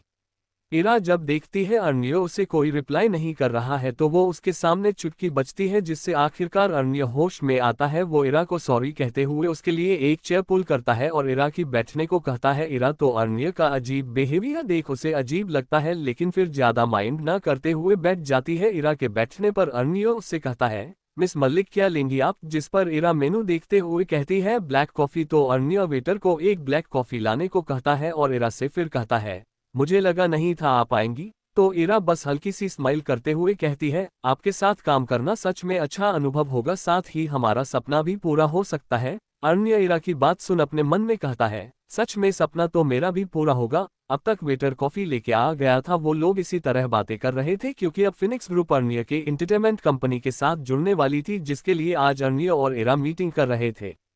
इरा और अर्निया बातें कर रहे थे, तभी वहां से एक वेटर गुजरता है जिसके ट्रे में पानी था और उसी टाइम एक कस्टमर भी उठता है, जिससे दोनों की टक्कर हो जाती है और वेटर में ट्रे में रखा सारा पानी इरा के हाथों और कपड़ों पर गिर जाता है। वो वेटर इरा के पास जा उसे माफी मांगने लगता है। इरा को पता था इसमें उस वेटर की कोई गलती नहीं है, इसलिए उसे माफ कर देती है और अर्निया से वॉशरूम का कह चली जाती है। इरा वॉशरूम में टिश्यू पेपर से खुद को क्लीन कर रही थी, तभी उसे अपने पीछे किसी के होने का एहसास होता है तो झटके से पीछे मुड़ती है और वहां ईशान को देख शॉक रह जाती है। इरा ने अभी एक्सपेक्ट नहीं किया था कभी ईशान उसके पीछे गर्ल वॉशरूम में भी आ सकता है, इसलिए वो अपनी सर को घुमाते हुए देखती है कि कोई वॉशरूम में है या नहीं, लेकिन वहां कोई नहीं था। इसलिए एक गहरी सांस लेकर इरा ईशान को देखती है और अपनी आंखें छोटी करते हुए कहती है, क्या तुम्हें इतना भी नहीं पता यहाँ बहुत जलाव नहीं है? और अगर यहाँ मेरे पीछे आए हो तो तुम्हें शायद अपनी फिक्र नहीं है, तभी तो फिर से मार खाने गए। इरा उसे कुछ दिनों पहले मारे गए मुके के बारे में कह रही थी, लेकिन ईशान इरा की किसी भी बात का जवाब न देते हुए उसे सीधे ब्राइडल स्टाइल में उठते हुए वॉशरूम से बाहर आने लगता है और सीधे कैफे के पीछे दरवाजे से निकल जाता है। और इरा जो ईशान को खुद को उठते हुए देखती है वो खुद को छुड़ाते हुए कहती है, ईशान ये क्या कर रहे हो? मुझे नीचे उतरो वरना तुम्हारे लिए सही नहीं होगा। मैंने कह नीचे उतरो, तुम्हें समझ नहीं आता? लेकिन ईशान की पकड़ इरा पर कुछ ज्यादा ही मजबूत थी, जिससे चाह कर भी इरा छूट नहीं पा रही थी, जिससे उसे काफी गुस्सा आ रहा था और वो उसी गुस्से में ईशान के बाह पर जोर से काट लेती है, जिससे ईशान को दर्द तो होता है लेकिन वो इरा को नहीं छोड़ता। वही इरा देखती है ईशान अब भी नहीं छोड़ रहा तो उसे गुस्से में कहने लगते हैं, पागल आदमी छोड़ो मुझे नहीं तो तुम्हें मैं गांजा कर दूंगी। वही ईशान इरा की बातें सुन घूर कर उसे देखता है, लेकिन इरा पर इसका कोई असर नहीं होता। वो अब भी लगातार उसे कुछ न कुछ कह रही थी। ईशान इरा को कैफे से बाहर अपनी कार के पास ले जाकर ही उसे नीचे उतरता है। इरा नीचे उतारते ही एक जोरदार मुक्का ईशान के पेट पर मरती है, फिर एक लात उसके एक पैर पर मरती है, जिससे ईशान संभल नहीं पाता नीचे गिर जाता है। इरा ईशान को देखते हुए कहती है, कहा था न तुम्हारे लिए अच्छा नहीं होगा।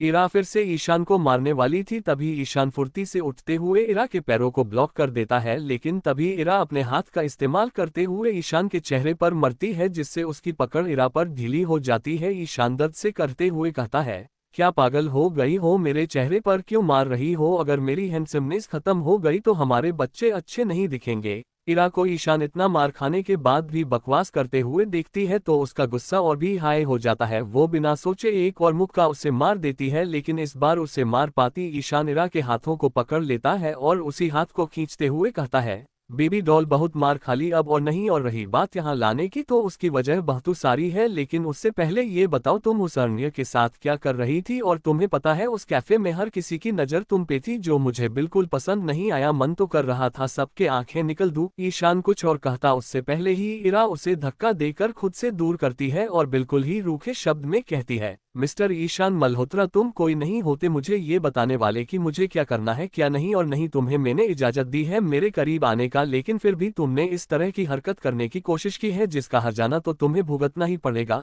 इरा फिर चली जाती है। वही ईशान इरा का रुखापन देख बहुत हट होता है, जिससे उसकी आंखों में हल्की नमी देखी जा सकती थी। इरा का अब बिल्कुल भी मन नहीं था वापस कैफे में जाने का, इसलिए उसे अर्निया को अपने जाने की बात कह दी। वो चलते हुए खुद से कहती है, अब तुम्हें पता चलेगा जब आप किसी से सच्चा प्यार करते हैं और वही इंसान आपको जब दर्द दे तो कितना तकलीफ होता है। तुम्हें भी वो तकलीफ हर रोज महसूस होगा ईशान, हर रोज। इस वक्त इरा की भी आंखें नम थी, लेकिन उसे एक आग नजर आ रही थी। च 49 पार्टी आगे। इरा के उस कैफे से चले जाने बाद के कुछ दिन में बहुत कुछ हुआ, जैसे इरा का बार बार ईशान को किसी न किसी तरह से हट करना। उसके अलावा इरा अब कॉलेज में काफी फेमस हो गई। वैसे तो वो पहले भी थी, लेकिन उस टाइम लोग उसे एक गंदगी के रूप में जानते थे, लेकिन अब शायद ही कोई होगा जो उसे पसंद नहीं करता हो। यहाँ तक कि टीचर भी अब इरा को एज अ ब्रिलियंट स्टूडेंट के रूप में जानते हैं। इरा को न जाने कितने ही लड़कों ने प्रपोज किया, जिससे ईशान का गुस्सा हमेशा उन लड़कों पर निकला, लेकिन इरा ने उसे लड़कों को धमकाने से रोक दिया और उसके सामने ही उन लड़कों से काफी प्यार से बात करती, जिससे ईशान काफी हट होता और इरा ये बात जानती थी। एक घर में घर कहना गलत होगा, क्योंकि उसे देख कोई नहीं समझ सकता कि ये खंडर जैसा दिखने वाला अंदर से इतना खूबसूरत हो सकता है। इस घर में वो सब कुछ था जो किसी अमीर खानदान के लोगों के पास हो सकता था, और इतना ही नहीं, इस घर में बहुत सारे कमरे थे जिनका इस्तेमाल अलग अलग काम के लिए किया जाता था। कोई कमरा पूरी म्यूजिक सिस्टम से भारी थी, तो कोई गेम्स से, और किसी ने हाई टेक्नोलॉजी के इक्विपमेंट थे।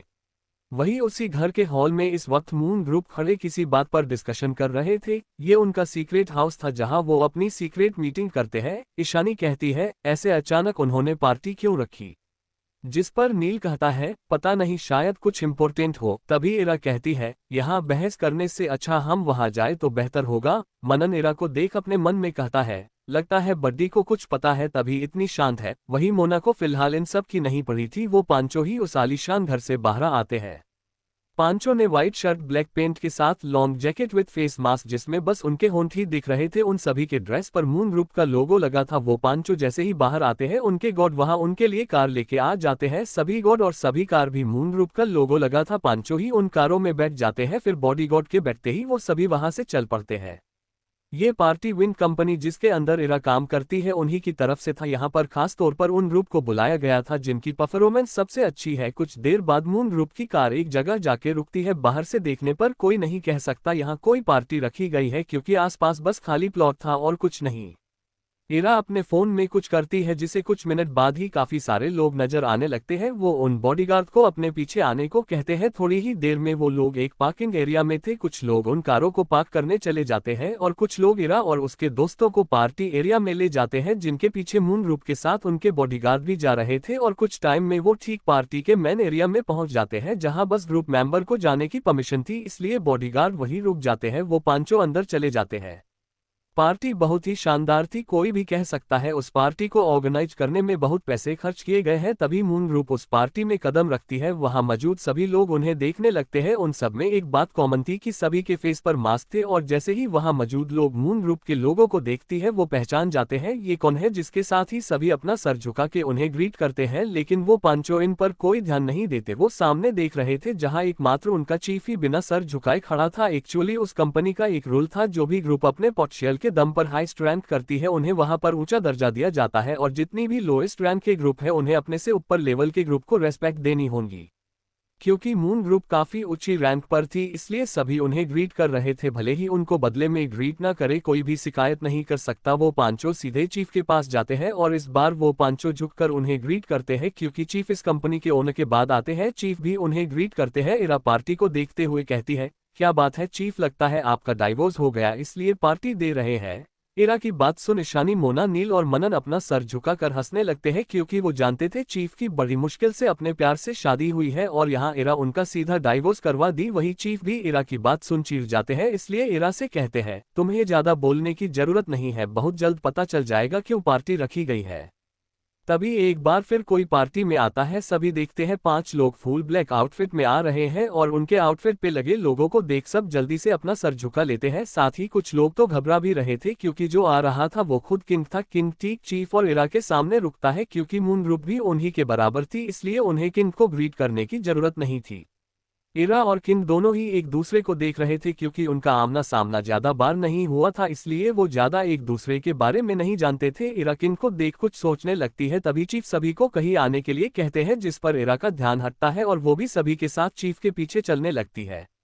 चीफ एक जगह आकर रुकते हैं। उनके सामने एक दरवाजा था जिसके बाहर हाई सिक्योरिटी थी। वो उस दरवाजे के पास जाके अपने फिंगरप्रिंट और आंखों का स्कैन करवाते हैं, जिसके साथ ही दरवाजा खुल जाता है। सभी काफी उत्सुक थे आखिर इस दरवाजे से पीछे क्या है। फिर चीफ के इशारा करने पर सभी एक एक कर जाने लगते हैं, लेकिन वहां सिर्फ वही जा रहे थे जिनकी रैंक ऊंची था। चीफ कमरे में जाते हैं। कमरे के ठीक बीचों बीच एक बॉक्स रखा गया था। इरा ध्यान से उस जगह को देखती है। उस बॉक्स से आसपास लेजर लाइट लगी थी जिसे बिना डिफ्यूज किया जाना बहुत रिस्की था। चीफ एक बार फिर उस लेजर के आगे रखे मशीन में अपने दूसरे हाथ से फिंगरप्रिंट देते हैं जिससे वो लेजर हट जाता है। सभी ध्यान से सभी चीजों को देख रहे थे और इतनी सिक्योरिटी देख सभी समझ गए थे जरूर कुछ ऐसा है उस बॉक्स में जो काफी कीमती है, और चीफ भी ये जान गए थे। सभी उस चीज को जानना चाह रहे हैं इसलिए वो बॉक्स को अपने हाथ में उठा कहते हैं, आप लोग ये जानना चाह रहे हैं आखिर ये क्या है? ये हमें कुछ सालों पहले मिला था। सभी चीफ की बात सुन आपस में बात करने लग जाते हैं। आखिर इन्होंने ये बात अब तक उन्हें क्यों नहीं बताई? इरा भी यही सोच रही थी। चीफ भी सबकी बात सुन कहते हैं, हाँ मैं जानता हूँ आप सब यही सोच रहे मैंने क्यों नहीं बताया। इसका रीजन सिंपल है, हमें पहले नहीं पता था आखिर ये क्या है, इसलिए हमें पता लगा रहे थे आखिर इसके अंदर रखी चीज क्या हो सकती है, लेकिन अब हमें पता है इसलिए आप सबको बता रहे हैं। इतना कह चीफ उस बॉक्स को खोल देते हैं। अंदर रखी चीज को देख किसी को कुछ समझ नहीं आता, लेकिन इरा उस चीज को देख बिल्कुल ही शॉक रह जाती है। CH-50 बेली। अब आगे चीफ के द्वारा दिखाए गए चीज को देख इरा काफी हैरान रह जाती है। उस बॉक्स के अंदर वो चीज थी जिसे वो काफी समय से ढूंढ रही थी, यहाँ तक कि उसका मानना था कि शायद अब वो चीज पहले ही मिटा दी गई है, लेकिन उस चीज को अपने ठीक सामने देख उसे समझ नहीं आ रहा था वो कैसे रिएक्ट करे। इरा के सामने बॉक्स में एक पेपर की तरह दिखने वाला सामान था, लेकिन पेपर से थोड़ा अलग भी लग रहा था। इरा ये जनाने में सक्षम नहीं थी आखिर ये पेपर जैसा दिखने वाला चीज किस चीज से बना था, लेकिन वो अच्छी तरह से देख पा रही थी। उस पेपर जैसे दिखने वाले पर कुछ लिखा हुआ था जिसे किसी को समझना बहुत मुश्किल था, लेकिन इरा समझ गई ये चीज क्या है। ये वही फॉर्मूला था जिसे उसके डैडा ने बचाने के लिए अपनी जान को खतरे में डाला था और जिसे वो न जाने कब से ढूंढ रही थी। चीफ सभी को देखते हुए ध्यान से कहते हैं, शायद आप लोग इस चीज को नहीं जानते होंगे, लेकिन मेरे हाथ में रखी ये चीज किसी को भी मौत के मुंह से बाहर निकल सकती है। सभी चीफ की बात सुन थोड़े हैरान हुए क्योंकि अभी भी किसी को पता नहीं था आखिर चीफ किस बारे में बात कर रहे थे। किंग चीफ के थोड़ा नजदीक जाके उस चीज को ध्यान से देखता है, शायद जानने की कोशिश कर रहा था क्या वो इस चीज को जानता है। चीफ भी किंग को देख रहा था, वो शायद समझ गया था आखिर किंग क्या सोच रहा है, इसलिए वो भी ज्यादा देरी न करते हुए कहता है, ठीक है मैं बता देता हूँ आखिर मेरे कहना का मतलब क्या है। दरअसल कुछ सालों पहले जब हमें ये चीज मिली थी तब हमने कुछ परीक्षण किए थे जिससे ये पता चला इस पेपर को हम चाहे जला भी दे फिर भी ये नहीं जलेगा। तब हमने इस पर लिखे फॉर्मूले की जांच की जिससे हमें पता चला ये लोगों की उम्र को बढ़ने से रोक सकता है, लेकिन बदकिस्मती ये है कि आज तक कभी भी हम इस फॉर्मूला का उसे करके ऐसा कोई सोल्यूशन नहीं बना सके। वहां पर जितने भी लोग मौजूद थे वो सभी विन कंपनी में अच्छी पोजीशन पर थे, इसलिए उन्हें वहां आने की परमिशन थी। साथ ही उन्हें कंपनी के बहुत सारे सीक्रेट भी मालूम थे, लेकिन आज इस तरह का सीक्रेट उन्हें पता चला था जिससे बारे में उन्हें कोई अंदाजा भी नहीं था। सारे लोग काफी चकित लग रहे थे। कोई ऐसी भी चीज है जिसका उसे करने कोई अपनी उम्र बढ़ने को रोक सकता है। वो सभी जानते थे इसे बाहर लीक नहीं किया जा सकता वरना प्रॉब्लम को आने में समय नहीं लगेगा। कुछ देर बाद अंदर गए सभी लोग अब बाहर थे। जिसे भी अंदर जाने की परमिशन थी उनमें से किसी को भी उन्होंने क्या देखा उसे बताने की परमिशन नहीं था। इरा और उसके दोस्त एक राउंड टेबल पर बैठे खाना खा रहे थे। सभी कुछ न कुछ बातें कर रहे थे, लेकिन इरा का ध्यान वहां नहीं थी। वो फिलहाल चीफ से मिलना चाहती थी, लेकिन वो पहले ही पार्टी छोड़कर चले गए थे। फिलहाल वो भी नहीं जानती थी वो कब चीफ से मिल सकती थी, लेकिन वो किसी भी कीमत पर उनसे मिलना चाहती थी क्योंकि उसे जानना था आखिर कैसे वो फॉर्मूला उन तक पहुंचा। वो पांचों अपने लगे थे, तभी कोई उनकी टेबल के पास पहुंचा जिस पर सभी का ध्यान उस तरफ गया कि आखिर कौन वहां आया है। जो मून ग्रुप के टेबल के पास आए थे वो द बीस्ट नाम से जाने वाले ग्रुप थे। विन कंपनी में टॉप 3 ग्रुप सबसे ज्यादा फेमस और डेंजरस थे। सबसे पहला डिमेंस ग्रुप जिसका लीडर किन था। कंपनी के चीफ और ओनर के साथ किन भी उस कंपनी में अपनी मर्जी से काम कर सकता था। उतना ही नहीं, किसी का कहना है किन तो शायद उन लोगों से भी ज्यादा पावर रखता था। सेकंड ग्रुप थी मून ग्रुप जिसकी लीडर डार्क मून थी। अगर किन शैतान का राजा था तो डार्क मून यमदूत की रानी मानी जाती है। और तीसरा था बीस्ट ग्रुप जिसकी लीडर बेली थी जो किसी भी इंसान को पलक झपकते ही मार सकती थी। सभी अपने अपने काम से फेमस थे, लेकिन ये भी सच था इन तीनों में हमेशा सबसे आगे निकलने की होड़ लगी रहती थी। मून ग्रुप के सामने बीस्ट ग्रुप खड़ा था। उन लोगों के चेहरे पर भी मास्क था। बीस्ट ग्रुप में खड़ी एक लड़की जो शायद अभी 20 से 22 साल की ही लग रही थी। भले ही उसका आधा चेहरा मास्क से ढाका था, लेकिन उसे देख कोई भी कह सकता है वो कितनी खूबसूरत है। ये कोई और नहीं बेली थी, उनकी लीडर।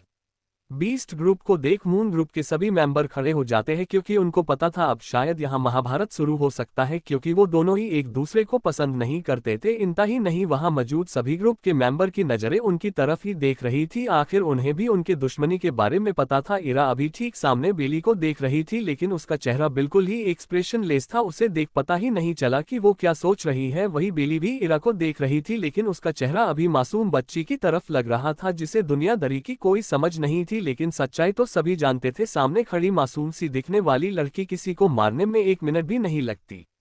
इरा बेली को देख रही थी, जिसे देख बेली कहती है, क्या तुम्हें हमारी पिछली मुलाकात याद है? अगर हाँ तो मैंने तुमसे कुछ कहा था। इरा बेली की बात सुन कुछ सोचती है, फिर हल्का सा अपनी गर्दन को टिड़ा कर किन की तरफ देखती है, जिसकी नज़रें भी उन लोगों की तरफ ही थी। उसके बाद वो फिर बेली को देखती है और धीरे से अपना सर हिलाते हुए कहती है, ओके मैं तैयार हूँ, लेकिन तुम पर कैसे भरोसा कर लूँ कि तुमने जो कहा था वो नहीं करोगी? बेली इरा की बात सुन कुछ कहती नहीं है, बस अपने पास से एक पार्सल उसे दे देती है और फिर बिना कुछ कहे वहां से अपने ग्रुप के साथ लौट जाती है। लेकिन उनकी ये मुलाकात वहां मौजूद लोगों को अचंभित कर देता है। आखिर युद्ध होने के बजाय ये लोग शांति से बात कर रहे हैं। किसी को कुछ समझ तो नहीं आया, लेकिन अब वो लोग कर भी क्या कर सकते थे। हैरान तो डिमंस ग्रुप भी था, क्योंकि वो लोग और भी अच्छी तरह जानते थे उन दोनों ग्रुप की दुश्मनी आज की नहीं बल्कि तब से है जब से वो दोनों ग्रुप यहाँ आए थे। चूंकि मून और बीस्ट ग्रुप साथ में इस कंपनी में आए थे, इसलिए उन दोनों ही ग्रुप में आगे निकलने ही होड़ थी। लेकिन अचानक ये सब उन्हें भी थोड़ा हैरान तो कर ही रहा था। इवान किंग यानी कि ईशान से कहता है, क्या तुम्हें कुछ पता है आखिर इन दोनों ग्रुप के बीच क्या हुआ? ईशान कुछ सोचते हुए कहता है, शायद इसका लेना देना बीस्ट ग्रुप की लीडर की वजह से है। करण ईशान की बात सुन कहता है, कहीं तुम ये तो नहीं कहना चाह रहे जो कुछ भी बेली के फैमिली के साथ हुआ ये सब उस वजह से है? जिस पर ईशान कहता है, लगता तो यही है, वो अपने फैमिली से करण मून ग्रुप के साथ जुड़ी है। अर्णव ईशान की बात सुन कहता है, तो क्या हमारे लिए परेशानी नहीं हो सकती? अगर ये दोनों ग्रुप साथ में काम करेंगे तो हमारी पोजीशन खाते में आ सकती है, और शायद यही कारण है कि मून ग्रुप बीस्ट ग्रुप के साथ काम कर रहा है। ईशान वहां से उठते हुए कहता है, तुम भूल रहे हो मैं किंग हूँ और बिना किंग के मर्जी से यहाँ कुछ भी नहीं हो सकता। उसके बाद वो वहां से चला जाता है और उसके पीछे उसके बाकी से मेंबर भी चले जाते हैं। लगभग 2 घंटे बाद मून ग्रुप अभी उसी घर में थे जहां वो पार्टी में जाने से पहले थे। वो सभी पार्टी में हुई सभी बातों पर डिस्कस कर रहे थे, क्योंकि वो पार्टी में खुलकर बात नहीं कर सकते थे, इसलिए ये जगह बिल्कुल सही थी उनके लिए। सभी फिलहाल एक रूम में थे जहां आसपास बस कुछ चेयर और सोफे थे। पांचों वहीं बैठे बात कर रहे थे। इरा उन सब से कहती है, गाइस कुछ ऐसा है जो मैंने तुम लोगों को नहीं बताया है। जिस पर ईशानी, मोना, नील और मनन सभी इरा को देखने लगते हैं। आखिर शायद कुछ पहली बार हुआ है, उन पांचों में से किसी ने कुछ छुपाया हो। इरा देख रही थी, भले ही किसी ने कुछ नहीं कहा हो, लेकिन सब उससे थोड़े नाराज जरूर दिख रहे थे, इसलिए वो वहां से उठ विंडो के पास जाती है और चांद की देखते हुए कहती है, जब मैं पैदा भी नहीं हुई थी तब डैडा अपने बिजनेस के चलते ब्राजील गए थे। इरा उन सभी को सब कुछ बता देती है, कैसे उस ब्लैकमेलर ने उसे वो फॉर्मूला लाने को कहा था। सब कुछ जान उसके दोस्त शॉक्ड थे। इरा उन लोगों की तरफ देख कहती है, मुझे लगता है मेरी मम्मा डैडा के एक्सीडेंट में शायद उन्हीं लोगों का हाथ है। लेकिन तभी नील कुछ सोचते हुए कहता है, लेकिन अगर वो लोग अभी अंकल को मरना क्यों चाहेंगे? क्योंकि अगर उन्होंने उनको मार दिया तब उस फॉर्मूला की जानकारी उन्हें कौन देता? जिस पर ईशानी भी अपना सर हिलाते हुए कहती है, हाँ नील सही कह रहा है, मुझे भी नहीं लगता उन लोगों ने तुम्हारे मम्मा पापा को मारा होगा, मामला कुछ और है। इरा भी सोचने लगती है, हाँ बात तो सही है, तो फिर क्या सच में उसके मोम डैड का एक्सीडेंट बस एक इत्तेफाक है या फिर कुछ और? तभी मनन कहता है, फिलहाल इस मामले को छोड़ो बड़ी, तुम ये बताओ तुमने उस नक्सली से क्या बात की थी? सभी मनन की बात सुन थोड़े हैरान हुए कि आखिर ये मासूम बच्चा किसे नक्सली कह रहा है, कौन है जिसने मनन को परेशान कर दिया। तभी मोना कुछ सोचकर हंसने लगती है, जैसे उसे कुछ याद आ गया हो, और सभी मोना को हंसते देख उसे देखने लगते हैं। आखिर उसे क्या हुआ जो वो इतनी हंस रही है? मोना अपनी हंसी को कंट्रोल करते हुए कहती है, अरे तुम लोग अब भी नहीं समझे, मनन बेली को नक्सली कह रहा है। तुम तो जानती हो एक वही है जिसे हमरा मासूम मनन भी परेशान हो जाता है। मोना की बात सुन अब सबको समझ में आता है आखिर मनन क्या कह रहा है, क्योंकि बेली जब भी उन लोग से मिलती है हमेशा मनन को परेशान करती है। उसे फर्क नहीं पड़ता कि सिचुएशन कुछ भी हो। 51 न्यू चैप्टर। अब आगे मनन के याद दिलाने पर सभी काफी उत्सुक थे, आखिर ऐसा क्या हुआ? बीस्ट ग्रुप उनके साथ काम करने को तैयार हो गया। इरा भी सभी को बताने के लिए तैयार थी। उसने कहा, जब तुम लोग उस इंसिडेंट के कारण हॉस्पिटल में थे तब हमारे लिए एक मिशन आया था, फ्लैशबैक। इरा अभी अभी हॉस्पिटल से घर आई थी क्योंकि पूरे दिन वो आज हॉस्पिटल में ही थी, इसलिए उसे काफी थकान महसूस हो रहा था, तो वो जल्दी से फ्रेश होकर सोना चाहती थी। वो अपने रूम में जाके फ्रेश हुई और सो गई, लेकिन अभी कुछ देर ही हुआ था कि एक ध्वनि वहां गुंजने लगी, जिससे इरा की नींद टूट गई। वो उठकर उस साउंड को सुनती है, जिस सुन उसे पता चल जाता है ये उसके दूसरे फोन से आ रहा है जो उसके सीक्रेट एजेंट से जुड़ा हुआ है। वो चिड़ी हुई थी क्योंकि उसे इस समय काफी नींद आ रही थी, इसलिए वो बार बारते हुए फोन तक जाती है।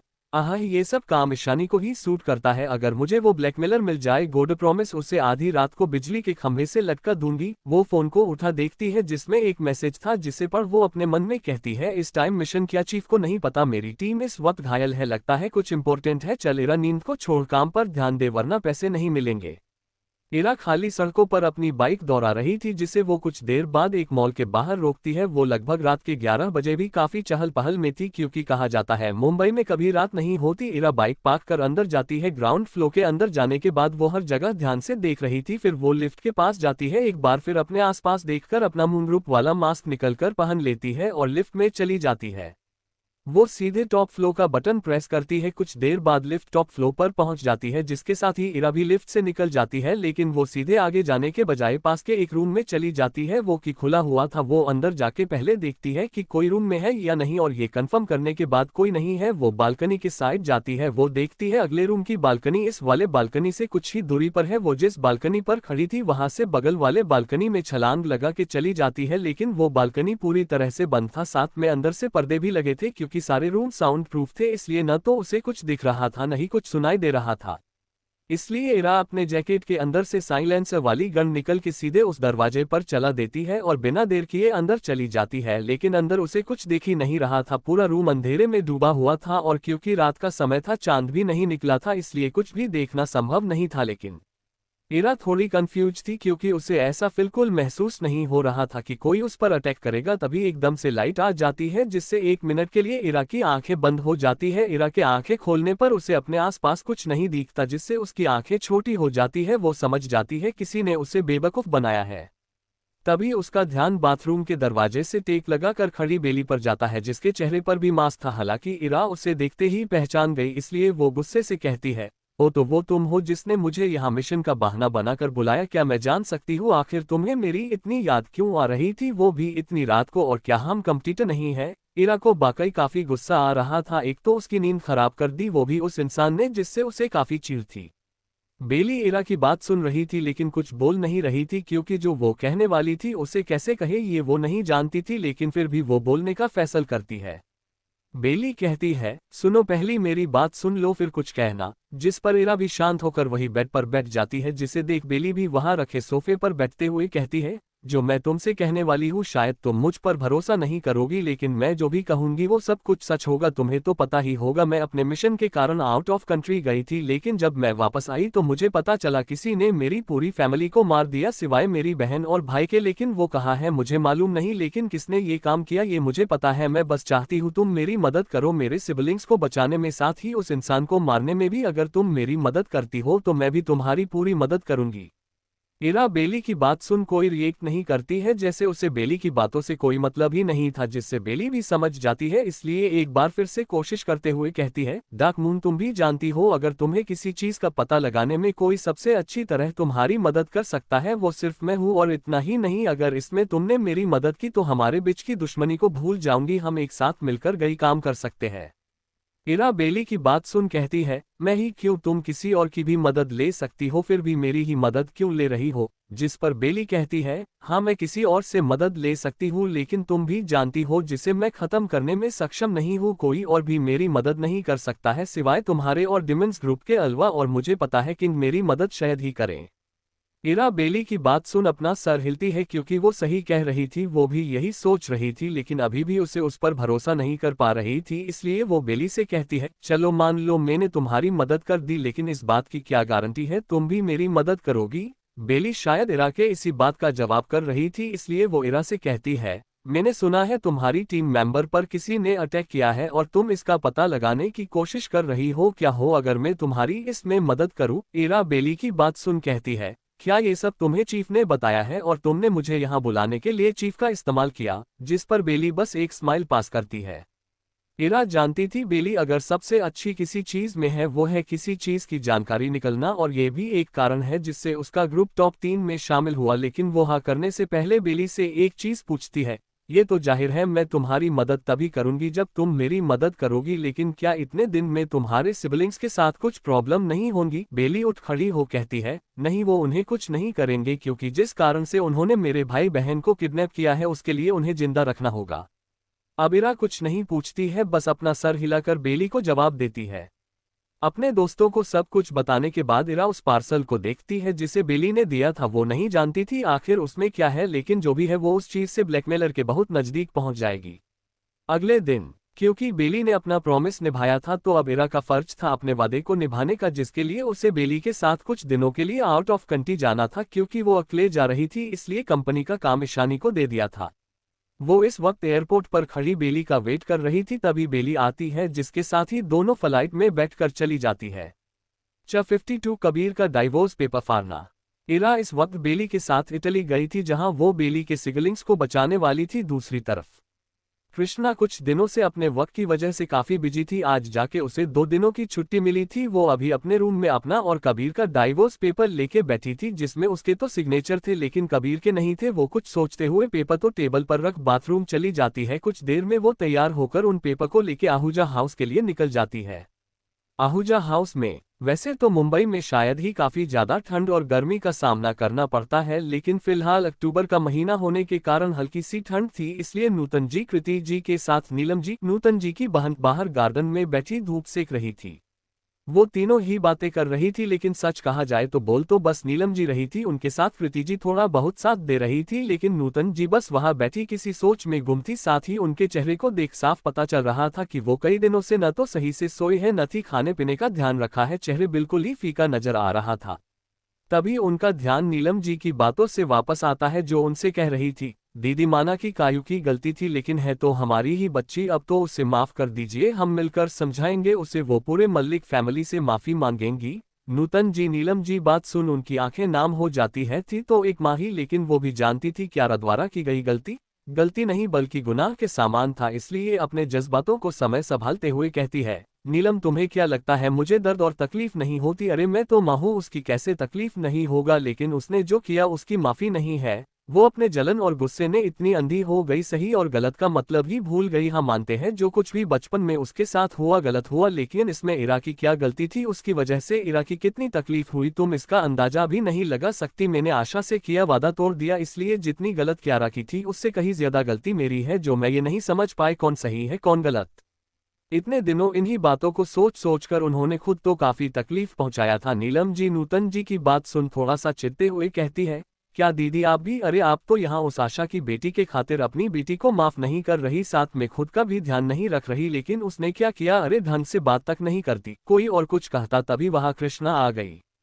कृष्णा ने जाके पहले उन तीनों के पैर छू के प्रणाम किया। नूतन जी कृष्णा को देख थोड़ी हैरान हो गई, लेकिन उनकी आंखों में चमक देखा जा सकता था। वो खुश होते हुए कृष्णा को बैठे और नौकरों को उसके लिए चाय नाश्ता लाने को कहती है। कृष्णा नूतन जी के पास बैठ जाती है। उसे भी नूतन जी को देख दुख होता है, लेकिन उसके लिए अगर अब कोई मनाए रखता था वो थी इरा, इसलिए वो कुछ नहीं कहती। तभी उसकी नजर नीलम जी पर जाती है, जिसे देख जो अब उसके चेहरे पर जो नर्म स्वभाव थे वो कठोर हो जाते हैं। उसने अभी जो कुछ भी नीलम जी ने कहा था सब सुना था, लेकिन अभी वो कुछ नहीं कहती। लेकिन नीलम जी को कृष्णा को देख कहाँ चैन था। वो जैसे ही कृष्णा को देखता उनका तो चेहरा ही बिगड़ गया था, इसलिए अपनी तीखी जुबान से कृष्णा से कहती है, अब क्या करने आई हो तुम? जब मेरा कबीर हॉस्पिटल में था एक बार भी उससे मिलने नहीं आई और अब झूठा दिलासा देने आई है। मैंने तो पहले ही कहा था दीदी से तुमसे कबीर का ब्याह न कराए, लेकिन मेरी कौन सुनता है। यहाँ हूँ। नीलम जी अभी भी यही सोच रही थी कि कृष्णा पहले की तरह ही उनकी बातें सुनती जाएगी, जो कि उनकी सबसे बड़ी गलतफहमी थी, जिसे दूर करते कृष्णा कहती है,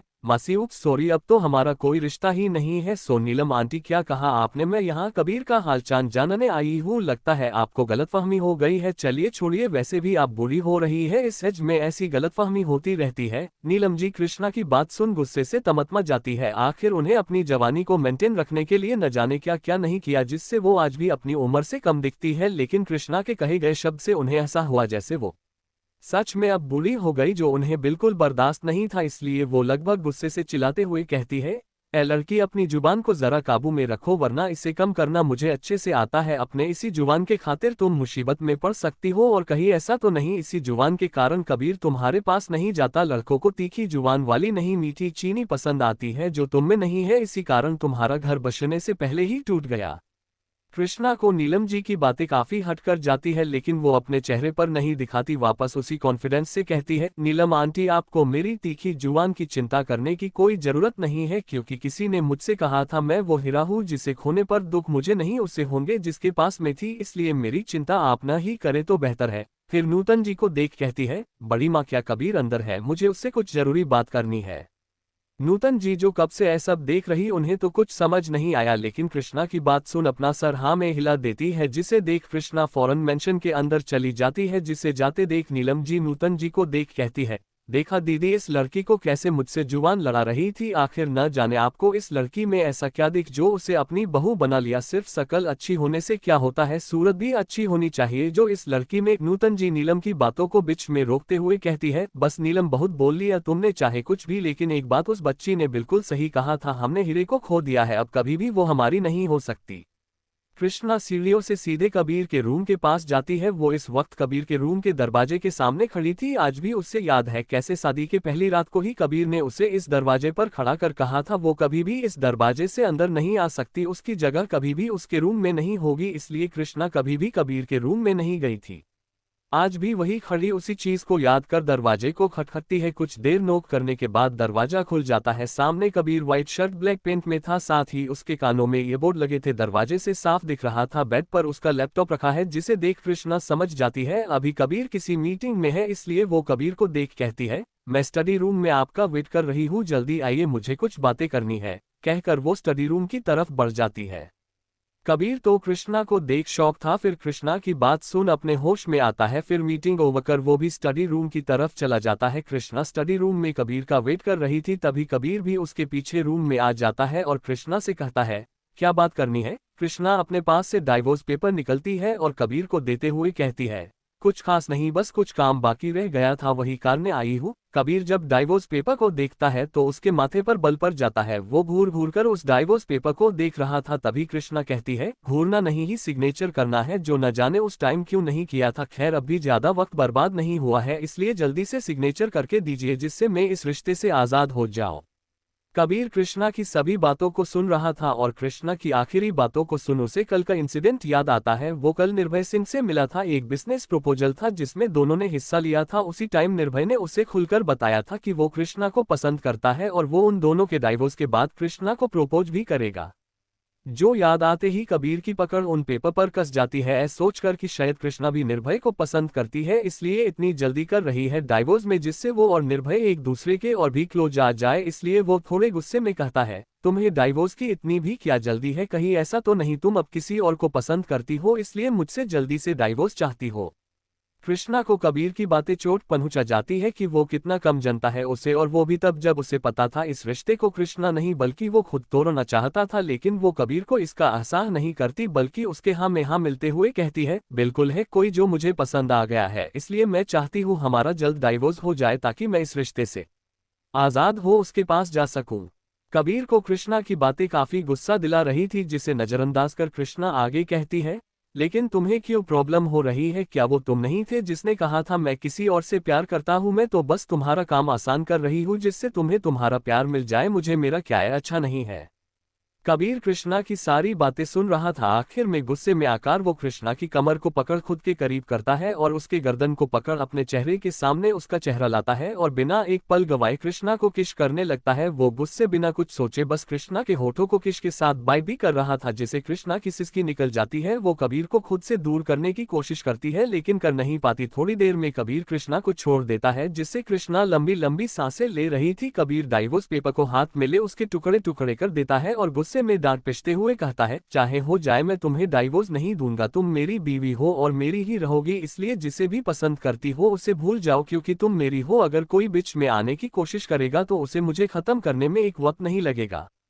कृष्णा कबीर की बात सुन हैरान थी और इस वक्त कबीर किसी शैतान से कम नहीं लग रहा था। गुस्से से उसकी आंखें लाल हो गई थी, जिससे देख एक पल को कृष्णा के भी रोंगटे खड़े हो गए थे, लेकिन फिर भी हिम्मत कर कहती है, ऐ क्या रहे हो, तुम ही तो थे जिससे डाइवोर्स चाहिए था और तुम किसी और को भी तो पसंद करते थे। तो फिर कबीर कृष्णा की बात का जवाब न देते हुए बस इतना कहता है, बीवी ज्यादा दिमाग लगाने की जरूरत नहीं है, मैंने जो कहा है बस उतना समझो, ठीक है। कृष्णा कबीर की बात इस बार गुस्से से कहती है, तुम्हें नहीं चाहिए डाइवोर्स, लेकिन मुझे चाहिए, मैं तुम्हारे साथ एक पल भी नहीं रह सकती, समझे तुम। कबीर को कृष्णा की बातों का जवाब देने में कोई इंटरेस्ट नहीं था, इसलिए वो एक आखिरी बात कहते हुए स्टडी रूम से चला जाता है, क्योंकि तुम अब भी मेरी वाइफ हो, इसलिए अब मायके से वापस आने का समय हो गया है। चिंता मत करी, तुम्हें कहीं जाने को जरूरत नहीं है, तुम्हारा सामान पहले से ही मेरे रूम में शिफ्ट हो गया है, इसलिए एक अच्छी वाइफ की तरह बिहेव करो।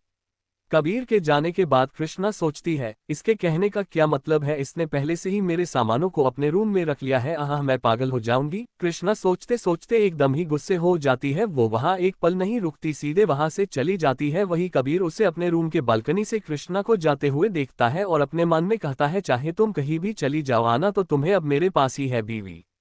53 मेरे बॉयफ्रेंड बनो। अब आगे। इरा और बेली इस वक्त इटली के किसी होटल में रुकी थी, क्योंकि सफर से आए हुए कुछ ही देर हुआ था, इसलिए फ्रेश होने के लिए बाथरूम जाती है। फिलहाल बेली उसके रूम में थी, लेकिन उसका कमरा दूसरा था। बेली जानती थी जिसने उसके सिबलिंग्स को किडनैप किया है उसे अब तक शायद पता चल गया होगा कि बेली इटली में है, इसलिए वो इरा से सब कुछ डिस्कस करना चाहती थी। इरा के वॉशरूम से बाहर आने के बाद बेली उससे डिस्कस करने के लिए बुलाती है। इरा बेली के पास वाले सोफे पर बैठते हुए कहती है, पहले तुम मुझे शुरू से सब बताओ कि किसने तुम्हारी फैमिली को मारा और तुम्हारे भाई बहन को किडनैप किया, और उसके पास कितनी पावर है जो तुम भी उससे अकेले नहीं भिड़ सकती। बेली इरा का सवाल सुन उसे बताती है, मेरे दादाजी ने जब अपना बिजनेस स्टार्ट किया था उसके कुछ टाइम बाद उन्होंने एक बच्चे को अडॉप्टेड किया था। जो मेरे बड़े पापा थे वो काफी अच्छे थे, इसलिए दादाजी जी ने रिटायर के बाद कंपनी का सीईओ उन्हें बना दिया, जिसके कारण मेरे डैड उन्हें बिल्कुल पसंद नहीं करते थे, इसलिए बड़े पापा के सीईओ बनाने के कुछ टाइम बाद ही डैड ने उनको मरवा दिया, लेकिन किसी को नहीं पता था ऐसा डैड ने किया था। लेकिन कुछ टाइम के बाद बड़े पापा के बेटे यानी कि मेरे बड़े भाई को कुछ सबूत मिला, जिससे हमें पता चला उनको डैड ने मरवाया है, और तब से ही हमारी पूरी फैमिली डैड से अलग रहती थी, और डैड भी पता नहीं कहाँ चले गए थे, हम नहीं जानते थे, या फिर कहे हमने कभी जानने की कोशिश नहीं की। लेकिन कुछ दिन पहले ही हमें पता चला था डैड इटली के किसी माफिया के साथ काम रहे हैं, साथ ही उनकी नज़र हमारी फैमिली प्रॉपर्टी पर है जो हम भाई बहनों के नाम पर है। मुझे इसकी जानकारी नहीं थी क्योंकि मैं उस टाइम जापान में थी अपने मिशन के लिए, और जब मैं आई तो मुझे पता चला डैड ने सबको मरवा दिया और मेरे भाई बहन को किडनैप कर लिया, इसलिए मैंने अपने भाई बहन को बचाने के लिए यहाँ इटली आई थी, लेकिन मैं उन तक पहुँच भी नहीं पाई थी। उससे पहले ही उसने मेरे सभी साथी को काफी घायल कर दिया था और मजबूरन मुझे वापस इंडिया जाना पड़ा, वरना वो मुझे भी किडनैप कर सारी प्रॉपर्टी लेकर मुझे मेरे भाई बहन को मार देता। बेली काफी इमोशनल हो गई थी क्योंकि उसकी फैमिली मेंबर को मारने वाला उसका फादर ही था, और अब उसे और उसके भाई बहन को भी मार सकता है, बस किस लिए, कुछ प्रॉपर्टी के लिए। इरा बेली की बात सुन कुछ सोचते हुए कहती है, जहां तक तुमने मुझे बताया उसके हिसाब से उनके पास पावर और प्रॉपर्टी भी काफी है, तो फिर तुम्हारे डैड को तुम लोगों की प्रॉपर्टी क्यों चाहिए। माना कि तुम्हारी फैमिली इंडिया की 10 रिच फैमिली में आती है, लेकिन तुम्हारे डैड के लिए कुछ नहीं है। बेली इरा की बात सुन कहती है, जानती हूँ तुम क्या सोच रही हो, जो तुम सोच रही हो वो सच है, बात इतनी सी नहीं है, कुछ ऐसा ही जो डैड को चाहिए। इरा बेली की बात सुन उससे से पूछती है, क्या है ऐसा। तो बेली कहती है, लगभग 2 साल पहले मुझे पता चला था दादाजी की जो तिजोरी है उसमें कुछ ऐसा है जो उन्हें चाहिए। अभी मुझे इसलिए पता है क्योंकि एक दिन दादाजी को मैंने हमारे घर के तहखाने में जाते हुए देख लिया, तो मैंने उनका पीछा किया, लेकिन मैं अंदर नहीं जा सकी क्योंकि वहाँ काफी सिक्योरिटी थी जिसका तोड़ मुझे पता नहीं था। बस जब वो अंदर जा रहे थे मैंने उनके मुँह सब कहते सुना था। ऐसा नहीं है कि मैंने कोशिश नहीं की, लेकिन मैं उस सिक्योरिटी को ब्रेक नहीं कर पाए। इरा बेली की बात सुन सोच में पड़ जाती है, आखिर ऐसा क्या है जो इतने सिक्योरिटी में रखा है। लेकिन फिलहाल इस बात को छोड़ इरा बेली से कहती है, अगर वो सिक्योरिटी इतनी ही टाइट है तो तुम्हारे डैड कैसे उस तक पहुंचेंगे। बेली कहती है, इसलिए वो सारी प्रॉपर्टी अपने नाम पर करना चाहते हैं जिससे वो उस सिक्योरिटी को ब्रेक करने का तरीका ढूंढ सके, क्योंकि शायद इसमें काफी टाइम लगने वाला है। वो टाइम उन्हें तभी मिल सकता है जब वो जगह उनकी हो।